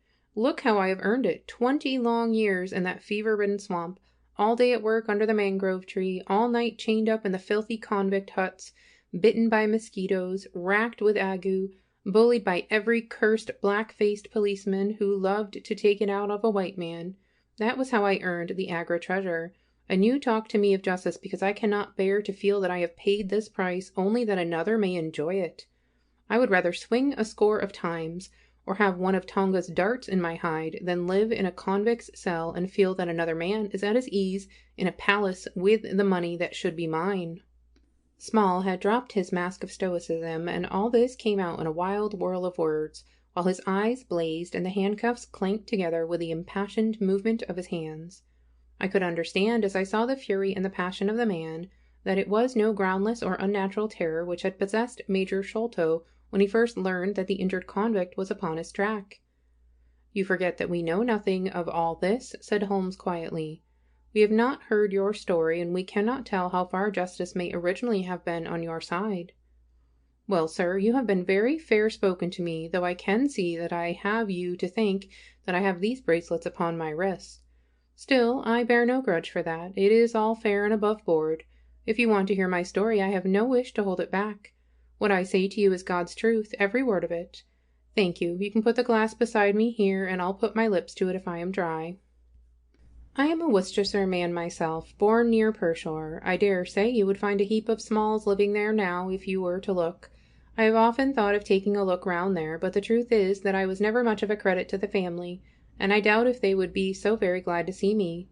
They were all steady chapel-going folk, small farmers, well known and respected over the countryside, while I was always a bit of a rover. At last, however, when I was about 18, I gave them no more trouble, for I got into a mess over a girl, and could only get out of it again by taking the Queen's shilling and joining the 3rd Buffs, which was just starting for India. I wasn't destined to do much soldiering, however. I had just got past the goose step and leaned to handle my musket when I was fool enough to go swimming in the Ganges. Luckily for me, my company sergeant, John Holder, was in the water at the same time, and he was one of the finest swimmers in the service. A crocodile took me just as I was halfway across and nipped off my right leg as clean as a surgeon could have done it, just above the knee. What with the shock and the loss of blood, I fainted, and should have drowned if Holder had not caught hold of me and paddled for the bank. I was 5 months in hospital over it, and when at last I was able to limp out of it with this timber toe strapped to my stump, I found myself invalided out of the army and unfitted for any active occupation. I was, as you can imagine, pretty down on my luck at this time, for I was a useless cripple, though not yet in my 20th year. However, my misfortune soon proved to be a blessing in disguise. A man named Abel White, who had come out there as an indigo planter, wanted an overseer to look after his coolies and keep them up to their work. He happened to be a friend of our colonel's, who had taken an interest in me since the accident. To make a long story short, the colonel recommended me strongly for the post, and, as the work was mostly to be done on horseback, my leg was no great obstacle, for I had enough knee to keep a good grip on the saddle. What I had to do was to ride over the plantation to keep an eye on the men as they worked, and to report the idlers. The pay was fair, I had comfortable quarters, and altogether I was content to spend the remainder of my life in indigo planting. Mr. Abel White was a kind man, and he would often drop into my little shanty and smoke a pipe with me, for white folk out there feel their hearts warm to each other as they never do here at home. Well, I was never in luck's way long. Suddenly, without a note of warning, the great mutiny broke upon us. 1 month India lay as still and peaceful, to all appearance, as Surrey or Kent. The next there were 200,000 black devils let loose, and the country was a perfect hell. Of course you know all about it, gentlemen. A deal more than I do, very like, since reading is not in my line. I only know what I saw with my own eyes. Our plantation was at a place called Muttra, near the border of the northwest provinces. Night after night the whole sky was alight with the burning bungalows, and day after day we had small companies of Europeans passing through our estate with their wives and children on their way to Agra, where were the nearest troops. Mr. Abel White was an obstinate man. He had it in his head that the affair had been exaggerated, and that it would blow over as suddenly as it had sprung up. There he sat on his veranda drinking whiskey pegs and smoking cheroots, while the country was in a blaze about him. Of course we stuck by him, I and Dawson, who, with his wife, used to do the bookwork and the managing. Well, one fine day the crash came. I had been away on a distant plantation and was riding slowly home in the evening when my eye fell upon something all huddled together at the bottom of a steep nullah. I rode down to see what it was, and the cold struck through my heart when I found it was Dawson's wife, all cut into ribbons and half-eaten by jackals and native dogs. A little further up the road Dawson himself was lying on his face, quite dead, with an empty revolver in his hand and 4 sepoys lying across each other in front of him. I reined up my horse, wondering which way I should turn, but at that moment I saw thick smoke curling up from Abel White's bungalow, and the flames beginning to burst through the roof. I knew then that I could do my employer no good, but would only throw my own life away if I meddled in the matter. From where I stood I could see hundreds of the black fiends, with their red coats still on their backs, dancing and howling round the burning house. Some of them pointed at me, and a couple of bullets sang past my head, so I broke away across the paddy fields and found myself late at night safe within the walls at Agra. As it proved, however, there was no great safety there either. The whole country was up like a swarm of bees. Wherever the English could collect in little bands, they held just the ground that their guns commanded. Everywhere else they were helpless fugitives. It was a fight of the millions against the hundreds, and the cruelest part of it was that these men that we fought against, foot, horse, and gunners, were our own picked troops whom we had taught and trained, handling our own weapons and blowing our own bugle calls. At Agra there were the 3 Bengal Fusiliers, some Sikhs, 2 troops of horse, and a battery of artillery. A volunteer corps of clerks and merchants had been formed, and this I joined, wooden leg and all. We went out to meet the rebels at Shahgunj early in July, and we beat them back for a time, but our powder gave out, and we had to fall back upon the city. Nothing but the worst news came to us from every side, which is not to be wondered at, for if you look at the map you will see that we were right in the heart of it. Lucknow is rather better than 100 miles to the east, and Cawnpore about as far to the south. From every point on the compass there was nothing but torture and murder and outrage. The city of Agra is a great place, swarming with fanatics and fierce devil worshippers of all sorts. Our handful of men were lost among the narrow winding streets. Our leader moved across the river, therefore, and took up his position in the old fort at Agra. I don't know if any of you gentlemen have ever read or heard anything of that old fort. It is a very queer place, the queerest that ever I was in, and I have been in some rum corners too. First of all, it is enormous in size. I should think that the enclosure must be acres and acres. There is a modern part which took all our garrison, women, children, stores, and everything else, with plenty of room over, but the modern part is nothing like the size of the old quarter where nobody goes, and which is given over to the scorpions and the centipedes. It is full of great deserted halls and winding passages and long corridors twisting in and out, so that it is easy enough for folk to get lost in it. For this reason it was seldom that anyone went into it, though now and again a party with torches might go exploring. The river washes along the front of the old fort and so protects it, but on the sides and behind there are many doors, and these had to be guarded, of course, in the old quarter as well as in which was actually held by our troops. We were short-handed, with hardly men enough to man the angles of the building and to serve the guns. It was impossible for us, therefore, to station a strong guard at every one of the innumerable gates. What we did was to organize a central guardhouse in the middle of the fort, and to leave each gate under the charge of 1 white man and 2 or 3 natives. I was selected to take charge during certain hours of the night of a small isolated door upon the southwest side of the building. 2 Sikh troopers were placed under my command, and I was instructed if anything went wrong to fire my musket, when I might rely upon help coming at once from the central guard. As the guard was a good 200 paces away, however, and as the space between was cut up into a labyrinth of passages and corridors, I had great doubts as to whether they could arrive in time to be of any use in case of an actual attack. Well, I was pretty proud at having this small command given me, since I was a raw recruit and a game-legged one at that. For 2 nights I kept the watch with my Punjabis. They were tall, fierce-looking chaps, Mahomet Singh and Abdullah Khan by name, both old fighting men who had borne arms against us at the Chilean Walla. They could talk English pretty well, but I could get little out of them. They preferred to stand together and jabber all night in their queer Sikh lingo. For myself, I used to stand outside the gateway looking down on the broad, winding river and on the twinkling lights of the great city. The beating of drums, the rattle of tom-toms, and the yells and howls of the rebels, drunk with opium and with bang, were enough to remind us all night of our dangerous neighbors across the stream. Every 2 hours the officer of the night used to come round to all the posts to make sure that all was well. The 3rd night of my watch was dark and dirty, with a small driving rain. It was dreary work standing in the gateway hour after hour in such weather. I tried again and again to make my Sikhs talk, but without much success. At 2 in the morning the rounds passed, and broke for a moment the weariness of the night. Finding that my companions would not be led into conversation, I took out my pipe and laid down my musket to strike the match. In an instant the 2 Sikhs were upon me. One of them snatched my firelock up and levelled it at my head, while the other held a great knife to my throat, and swore between his teeth that he would plunge it into me if I moved a step. My first thought was that these fellows were in league with the rebels, and that this was the beginning of an assault. If our door were in the hands of the sepoys, the place must fall, and the women and children be treated as they were in Cawnpore. Maybe you gentlemen think that I am just making out a case for myself, but I give you my word that when I thought of that, though I felt the point of the knife at my throat, I opened my mouth with the intention of giving a scream, if it was my last one, which might alarm the main guard. The man who held me seemed to know my thoughts, for even as I braced myself to it, he whispered, "Don't make a noise. The fort is safe enough. There are no rebel dogs on this side of the river." There was the ring of truth in what he said, and I knew that if I raised my voice, I was a dead man. I could read it in the fellow's brown eyes. I waited therefore in silence to see what it was that they wanted from me. "Listen to me, Sahib," said the taller and fiercer of the pair, the one whom they called Abdullah Khan. "You must either be with us now, or you must be silenced forever.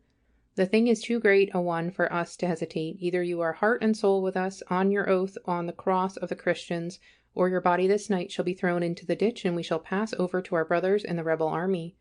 There is no middle way. Which is it to be, death or life? We can only give you 3 minutes to decide, for the time is passing, and all must be done before the rounds come again." "How can I decide?" said I. "You have not told me what you want of me." "But I tell you now that if it is anything against the safety of the fort, I will have no truck with it, so you can drive home your knife and welcome." "It is nothing against the fort," said he. "We only ask to do that which your countrymen come to this land for. We ask you to be rich. If you will be the one of us this night, we will swear to you upon the naked knife, and by the threefold oath which no Sikh was ever known to break, that you shall have your fair share of the loot. A quarter of the treasure shall be yours. We can say no fairer." "But what is the treasure then?" I asked. "I am as ready to be rich as you can be, if you will but show me how it can be done." "You will swear then," said he, "by the bones of your father, by the honor of your mother, by the cross of your faith, to raise no hand and speak no word against us, either now or afterwards?" "I will swear it," I answered, "provided that the fort is not endangered." "Then my comrade and I will swear that you shall have a quarter of the treasure, which shall be equally divided among the 4 of us." "There are but 3, said I. "No, Dost Akbar must have his share. We can tell the tale to you while we await them. Do you stand at the gate, Mahomet Singh, and give notice of their coming. The thing stands thus, Sahib, and I tell it to you because I know that an oath is binding upon a Ferengi, and that we may trust you. Had you been a lying Hindu, though you had sworn by all the gods in their false temples, your blood would have been upon the knife and your body in the water. But the Sikh knows the Englishman, and the Englishman knows the Sikh. Hearken, then, to what I have to say. There is a Rajah in the northern provinces who has much wealth, though his lands are small.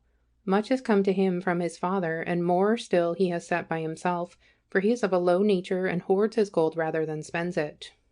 When the troubles broke out, he would be friends both with the lion and the tiger, with the sepoy and with the company's Raj. Soon, however, it seemed to him that the white men's day was come, for through all the land he could hear of nothing but of their death and their overthrow. Yet, being a careful man, he made such plans that, come what might, half at least of his treasure should be left to him. That which was in gold and silver he kept by him in the vaults of his palace, but the most precious stones and the choicest pearls that he had he put in an iron box, and sent it by a trusty servant who, under the guise of a merchant, should take it to the fort at Agra, there to lie until the land is at peace. Thus, if the rebels won, he would have his money, but if the company conquered, his jewels would be saved to him.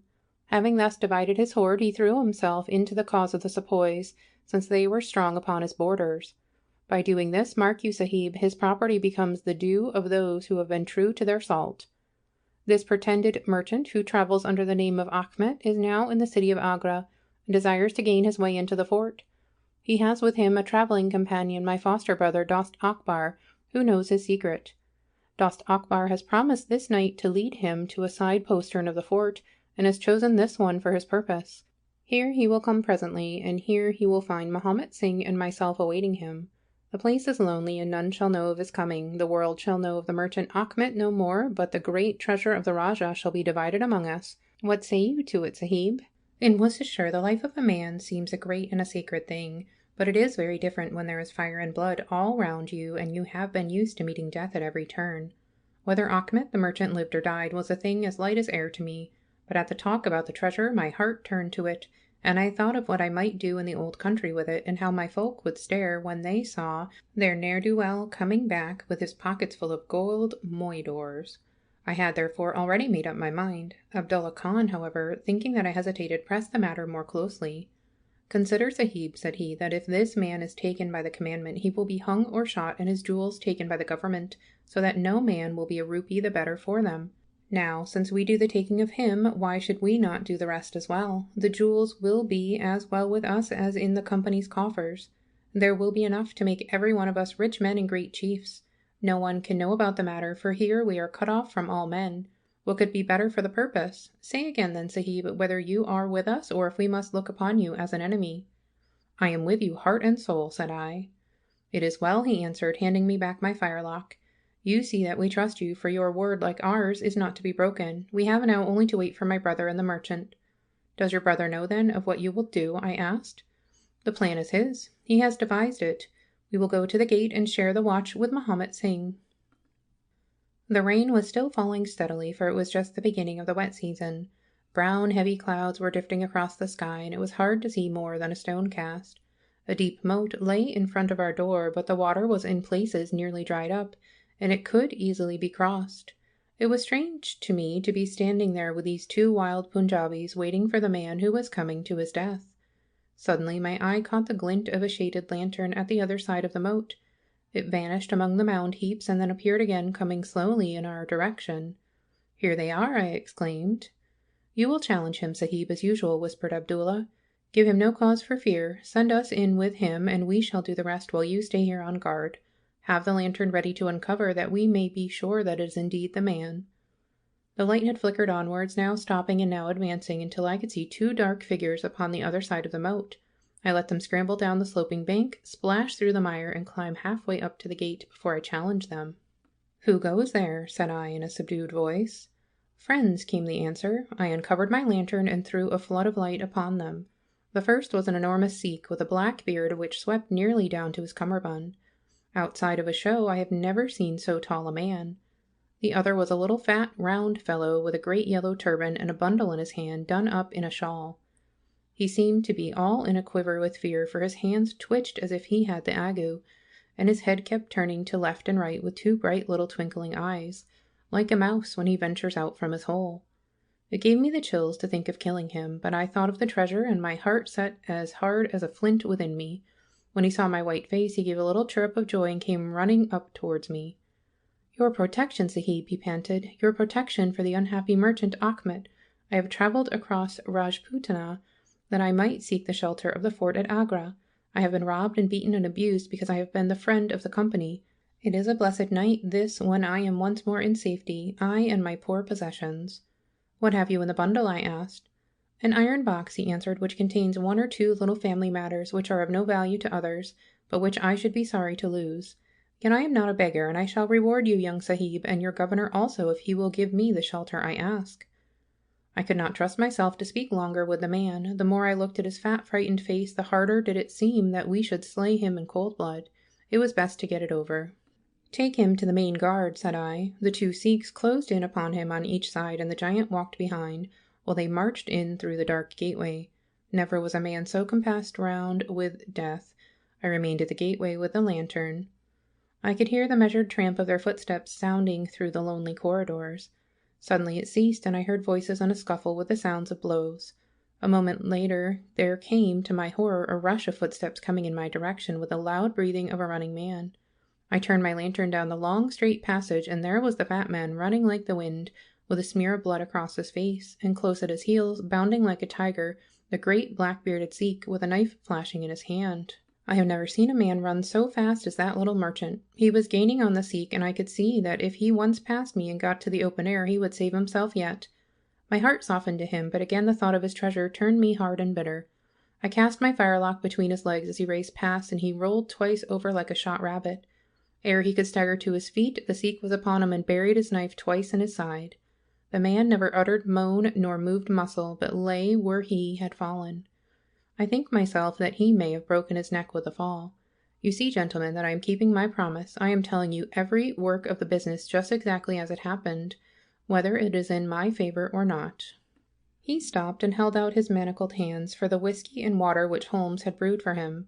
For myself, I confess that I had now conceived the utmost horror of the man, not only for this cold-blooded business in which he had been concerned, but even more for the somewhat flippant and careless way in which he narrated it.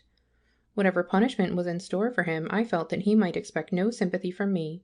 Sherlock Holmes and Jones sat with their hands upon their knees, deeply interested in the story, but with the same disgust written upon their faces. He may have observed it, for there was a touch of defiance in his voice and manner as he proceeded. "It was all very bad, no doubt," said he. "I should like to know how many fellows in my shoes would have refused a share of this loot when they knew that they would have their throats cut for their pains. Besides, it was my life or his when once he was in the fort.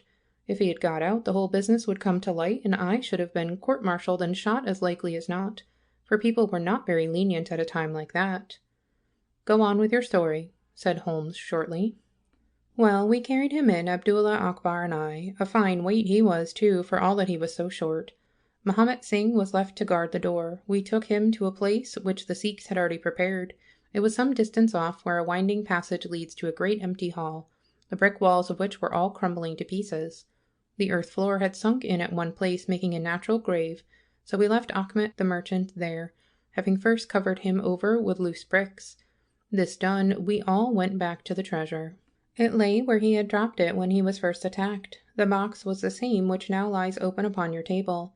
A key was hung by a silken cord to that carved handle upon the top. We opened it, and the light of the lantern gleamed upon a collection of gems such as I have read of and thought about when I was a little lad at Pershore. It was blinding to look upon them. When we had feasted our eyes, we took them all out and made a list of them. There were 143 diamonds of the first water, including one which has been called, I believe, the Great Mogul, and is said to be the second largest stone in existence. Then there were 97 very fine emeralds and 170 rubies, some of which, however, were small. There were 40 carbuncles, 210 sapphires, 61 agates, and a great quantity of beryls, onyxes, cat's eyes, turquoises, and other stones, the very names of which I did not know at the time, though I have become more familiar with them since. Besides this, there were nearly 300 very fine pearls, 12 of which were set in a gold coronet. By the way, these last had been taken out of the chest and were not there when I recovered it. After we had counted our treasures, we put them back into the chest and carried them to the gateway to show them to Mahomet Singh. Then we solemnly renewed our oath to stand by each other and be true to our secret. We agreed to conceal our loot in a safe place until the country should be at peace again, and then to divide it equally among ourselves. There was no use dividing it at present, for if gems of such value were found upon us it would cause suspicion, and there was no privacy in the fort nor any place where we could keep them. We carried the box, therefore, into the same hall where we had buried the body, and there, under certain bricks in the best preserved wall, we made a hollow and put our treasure. We made careful note of the place, and next day I drew 4 plans, one for each of us, and put the sign of the 4 of us at the bottom, for we had sworn that we should always act for all, so that none might take advantage. That is an oath that I can put my hand to my heart and swear that I have never broken. Well, there's no use my telling you, gentlemen, what came of the Indian Mutiny. After Wilson took Delhi and Sir Colin relieved Lucknow, the back of the business was broken. Fresh troops came pouring in, and Nana Sahib made himself scarce over the frontier. A flying column under Colonel Girthud came round to Agra and cleared the Pandis away from it. Peace seemed to be settling upon the country, and we 4 were beginning to hope that the time was at hand when we might safely go off with our shares of the plunder. In a moment, however, our hopes were shattered by our being arrested as the murderers of Achmet. It came about in this way. When the Rajah put his jewels into the hands of Achmet, he did it because he knew that he was a trusty man. They are suspicious folk in the East, however, so what does this Rajah do but take a second, even more trusty servant, and set him to play the spy upon the first? This second man was ordered never to let Achmet out of his sight, and he followed him like his shadow. He went after him that night and saw him pass through the doorway. Of course he thought he had taken refuge in the fort, and applied for admission there himself next day, but could find no trace of Achmet. This seemed to him so strange that he spoke about it to a sergeant of guides, who brought it to the ears of the commandant. A thorough search was quickly made, and the body was discovered. Thus, at the very moment that we thought that all was safe, we were all 4 seized and brought to trial on a charge of murder. 3 of us because we had held the gate that night, and the 4th because he was known to have been in the company of the murdered man. Not a word about the jewels came out at the trial, for the Rajah had been deposed and driven out of India, so no one had any particular interest in them. The murder, however, was clearly made out, and it was certain that we must all have been concerned in it. The 3 Sikhs got penal servitude for life, and I was condemned to death, though my sentence was afterwards commuted into the same as the others. It was rather a queer position that we found ourselves in then. There we were, all 4 tied by the leg, and with precious little chance of ever getting out again, while we each held a secret which might have put each of us in a palace, if we could only have made use of it. It was enough to make a man eat his heart out to have to stand the kick and the cuff of every petty jack in office, to have rice to eat and water to drink, and when that gorgeous fortune was ready for him outside, just waiting to be picked up. It might have driven me mad, but I was always a pretty stubborn one, so I just held on and bided my time. At last it seemed to me to have come. I was changed from Agra to Madras, and from there to Blair Island in the Andamans. There are very few white convicts at this settlement, and, as I had behaved well from the first, I soon found myself a sort of privileged person. I was given a hut in Hopetown, which is a small place on the slopes of Mount Harriet, and I was left pretty much to myself. It is a dreary, fever-stricken place, and all beyond our little clearings was infested with wild cannibal natives, who were ready enough to blow a poisoned dart at us if they saw a chance. There was digging and ditching and yam planting and a dozen other things to be done, so we were busy enough all day, though in the evening we had a little time to ourselves. Among other things, I learned to dispense drugs for the surgeon and picked up a smattering of his knowledge. All the time I was on the lookout for a chance of escape, but it is hundreds of miles from any other land, and there is little or no wind in those seas, so it was a terribly difficult job to get away. The surgeon, Dr. Somerton, was a fast, sporting young chap, and the other young officers would meet in his rooms of an evening and play cards. The surgery where I used to make up my drugs was next to his sitting room with a small window between us. Often, if I felt lonesome, I used to turn out the lamp in the surgery, and then, standing there, I could hear their talk and watch their play. I am fond of a hand at cards myself, and it was almost as good as having one to watch the others. There was Major Sholto, Captain Morstan, and Lieutenant Bromley Brown, who were in command of the native troops, and there was the surgeon himself and 2 or 3 prison officials, crafty old hands who played a nice, sly, safe game. A very snug little party they used to make. Well, there was one thing which very soon struck me, and that was that the soldiers used always to lose and the civilians to win. Mind, I don't say that there was anything unfair, but so it was. These prison chaps had done little else than play cards ever since they had been at the Anadams, and they knew each other's game to a point, while the others just played to pass the time and threw their cards down anyhow. Night after night the soldiers got up poorer men, and the poorer they got, the more keen they were to play. Major Sholto was the hardest hit. He used to pay in notes and gold at first, but soon it came to notes of hand and for big sums. He sometimes would win for a few deals just to give him heart, and then the luck would set in against him worse than ever. All day he would wander about as black as thunder, and he took to drinking a deal more than was good for him. One night he lost even more heavily than usual. I was sitting in my hut when he and Captain Morstan came stumbling along on the way to their quarters. They were bosom friends, these two, and never far apart. The Major was raving about his losses. "It's all up, Morstan," he was saying as they passed my hut. "I shall have to send in my papers. I am a ruined man." "Nonsense, old chap," said the other, slapping him upon the shoulder. "I've had a nasty facer myself, but—" That was all I could hear, but it was enough to set me thinking. A couple of days later, Major Sholto was strolling on the beach, so I took the chance of speaking to him. "I wish to have your advice, Major," said I. "Well, Small, what is it?" he asked, taking his cheroot from his lips. "I wanted to ask you, sir," said I, "who is the proper person to whom hidden treasure should be handed over? I know where $500,000 worth lies, and, as I cannot use it myself, I thought perhaps the best thing that I could do would be to hand it over to the proper authorities, and then perhaps they would get my sentence shortened for me." "$500,000, Small," he gasped, looking hard at me to see if I was in earnest. "Quite that, sir, and jewels and pearls. It lies there ready for anyone, and the queer thing about it is that the real owner is outlawed and cannot hold property, so that it belongs to the first comer." "To government, Small," he stammered. "To government." But he said it in a halting fashion, and I knew in my heart that I had got to him. "You think then, sir, that I should give the information to the Governor-General?" said I quietly.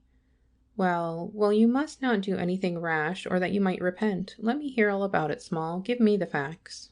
I told him the whole story with small changes so that he could not identify the places. When I had finished he stood stock still and full of thought. I could see by the twitch of his lips that there was a struggle going on within him. "This is a very important matter, Small," he said at last. "You must not say a word to anyone about it, and I shall see you again soon." 2 nights later he and his friend Captain Morstan came to my hut in the dead of night with a lantern. "I want you just to let Captain Morstan hear that story from your own lips, Small," said he. I repeated it as I had told it before. "It rings true, eh?" said he. "It's good enough to act upon?" Captain Morstan nodded. "Look here, Small," said the Major. "We have been talking it over, my friend here and I, and we have come to the conclusion that this secret of yours is hardly a government matter after all, but is a private concern of your own, which of course you have the power of disposing of as you think best. Now the question is, what price would you ask for it? We might be inclined to take it up and at least look into it if we could agree as to terms." He tried to speak in a cool, careless way, but his eyes were shining with excitement and greed. "Why, as to that, gentleman," I answered, trying also to be cool, but feeling as excited as he did, "there's only one bargain which a man in my position can make. I shall want you to help me to my freedom, and to help my 3 companions to theirs. We shall then take you into partnership and give you a 5th share to divide between you." Said he, "a 5th share, that is not very tempting." "It would come to 50,000 apiece," said I. But how can we gain your freedom? You know very well that you ask an impossibility." "Nothing of the sort," I answered. "I have thought it all out to the last detail. The only bar to our escape is that we can get no boat fit for the voyage and no provisions to last us for so long a time. There are plenty of little yachts and yawls at Calcutta or Madras, which would serve our turn well. Do you bring over one. We shall engage to get aboard her by night, and if you will drop us on any part of the Indian coast, you will have done your part of the bargain." "If there were only one," he said. "None or all," I answered. "We have sworn it. The four of us must always act together." "You see, Morstan," said he, "Small is a man of his word. He does not flinch from his friend. I think we may very well trust him."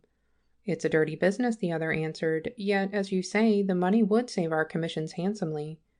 "Well, Small," said the Major, "we must, I suppose, try and meet you. We must first, of course, test the truth of your story. Tell me where the box is hid, and I shall get leave of absence and go back to India in the monthly relief boat to inquire into the affair." "Not so fast," said I, growing colder as he got hot. "I must have the consent of my 3 comrades. I tell you that it is 4 or none with us." "Nonsense," he broke in. "What have 3 black fellows to do with our agreement?" "Black or blue," said I, "they are in with me, and we all go together." Well, the matter ended by a second meeting, at which Mahomet Singh, Abdullah Khan, and Dost Akbar were all present. We talked the matter over again, and at last we came to an arrangement. We were to provide both the officers with charts of the part of Agra fort and mark the place in the wall where the treasure was hid.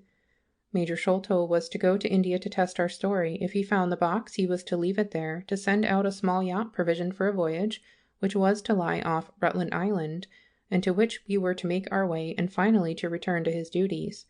Captain Morstan was then to apply for leave of absence to meet us at Agra, and there we were to have a final division of the treasure, he taking the Major's share as well as his own. All this we sealed by the most solemn oaths that the mind could think or the lips utter. I sat up all night with paper and ink, and by the morning I had the 2 charts all ready, signed with the sign of 4, that is, of Abdallah, Akbar, Mahomet, and myself. Well, gentlemen, I weary you with my long story, and I know that my friend Mr. Jones is impatient to get me safely stowed in Chokey. I'll make it as short as I can. The villain Sholto went off to India, but he never came back again. Captain Morstan showed me his name among a list of passengers in one of the mail boats very shortly afterwards. His uncle had died, leaving him a fortune, and he had left the army, yet he could stoop to treat 5 men as he had treated us. Morstan went over to Agra shortly afterwards, and found, as we expected, the treasure was indeed gone. The scoundrel had stolen it all without carrying out one of the conditions on which we had sold him the secret. From that day I lived only for vengeance. I thought of it by day and I nursed it by night. It became an overpowering, absorbing passion with me. I cared nothing for the law, nothing for the gallows. To escape, to track down Sholto, to have my hand upon his throat, that was my one thought. Even the Agra treasure had come to be a smaller thing in my mind than the slaying of Sholto. Well, I have set my mind on many things in this life, and never one which I did not carry out. But it was weary years before my time came. I have told you that I had picked up something of medicine. One day, when Dr. Somerton was down with a fever, a little Andaman islander was picked up by a convict gang in the woods. He was sick to death and had gone to a lonely place to die. I took him in hand, though he was as venomous as a young snake, and after a couple of months I got him all right and able to walk. He took a kind of fancy to me then, and would hardly go back to his woods, but was always hanging about my hut.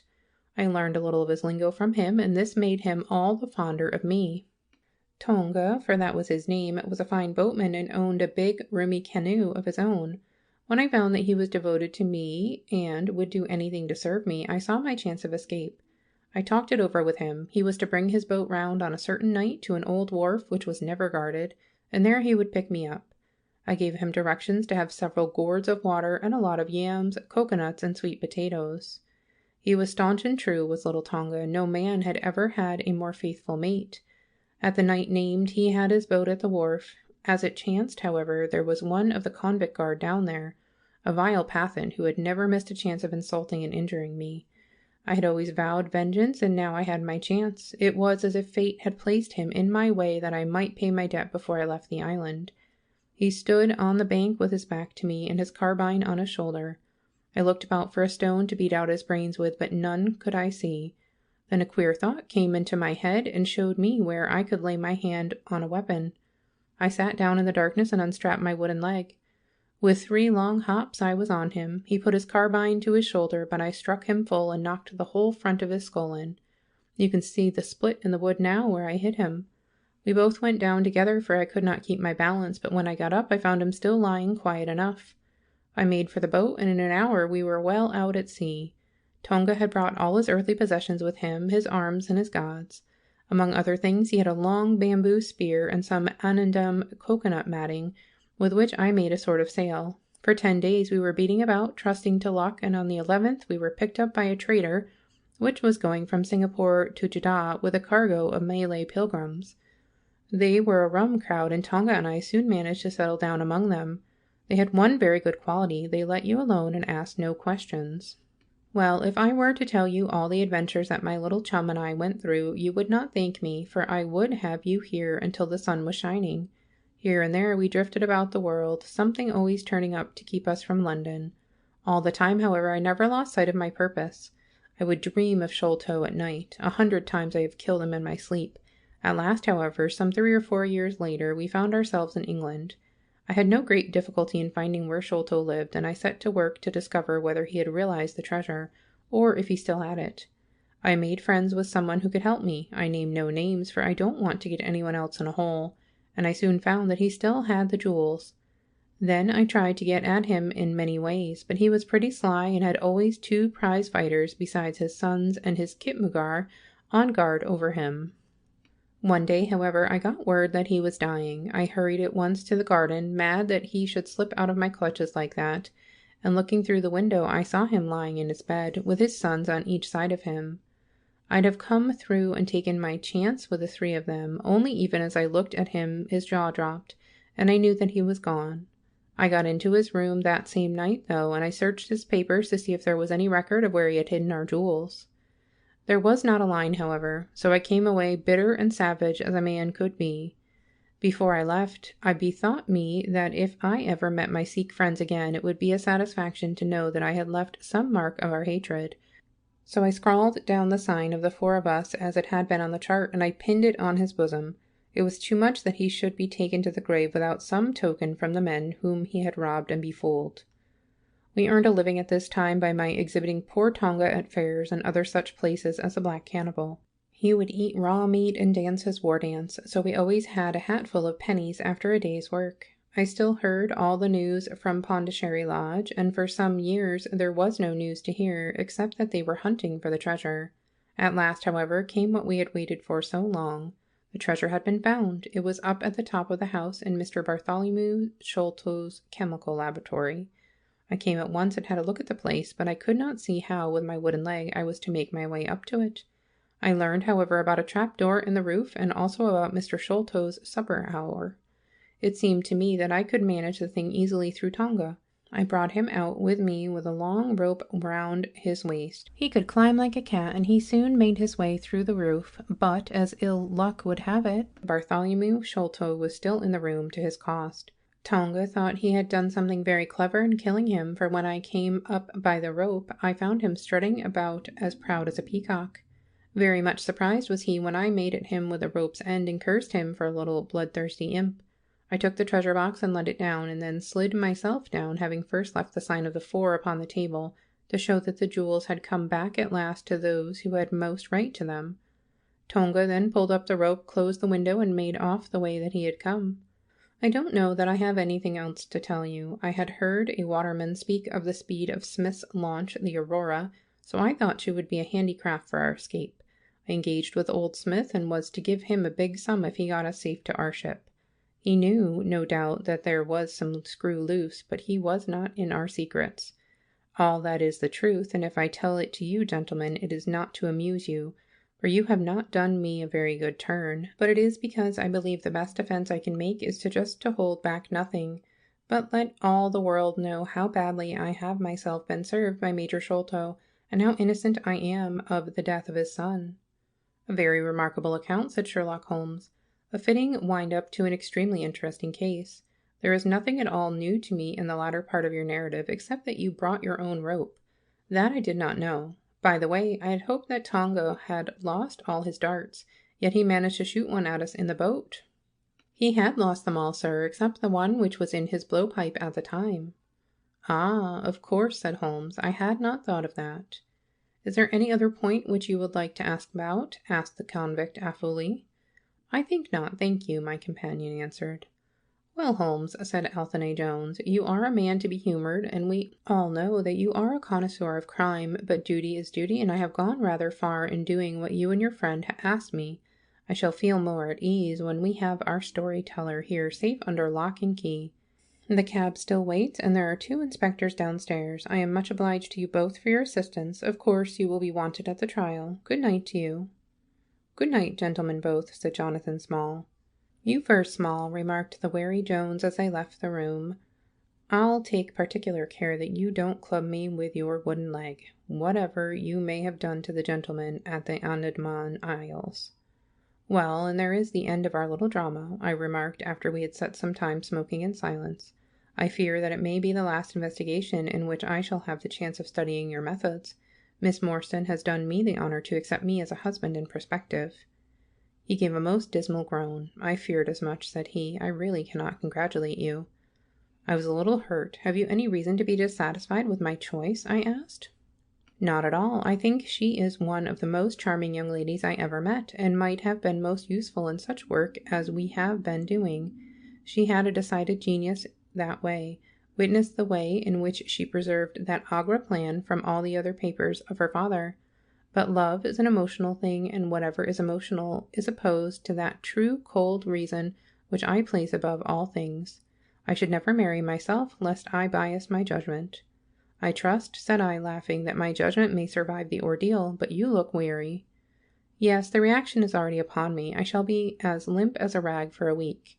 Strange, said I, how terms of what in another man I should call laziness alternate with your fits of splendid energy and vigor. Yes, he answered, there are in me the makings of a very fine loafer and also of a pretty spry sort of fellow. I often think of those lines of old Goethe. Schade, dass die Natur nur einen Mensch aus dir schuf, denn zum weirden Mann war und zum Schlummen del Stoff. By the way, apropos of this Norward business, you see that they had, as I surmised, a confederate in the house, who could be none other than Lau Rao, the butler. So Jones actually has the undivided honour of having caught one fish in his great haul. The division seems rather unfair, I remarked. You have done all the work in this business. I get a wife out of it. Jones gets the credit. Pray, what remains for you? For me, said Sherlock Holmes, there still remains the cocaine bottle. And he stretched his long white hand up for it. End of The Sign of the Four by Sir Arthur Conan Doyle.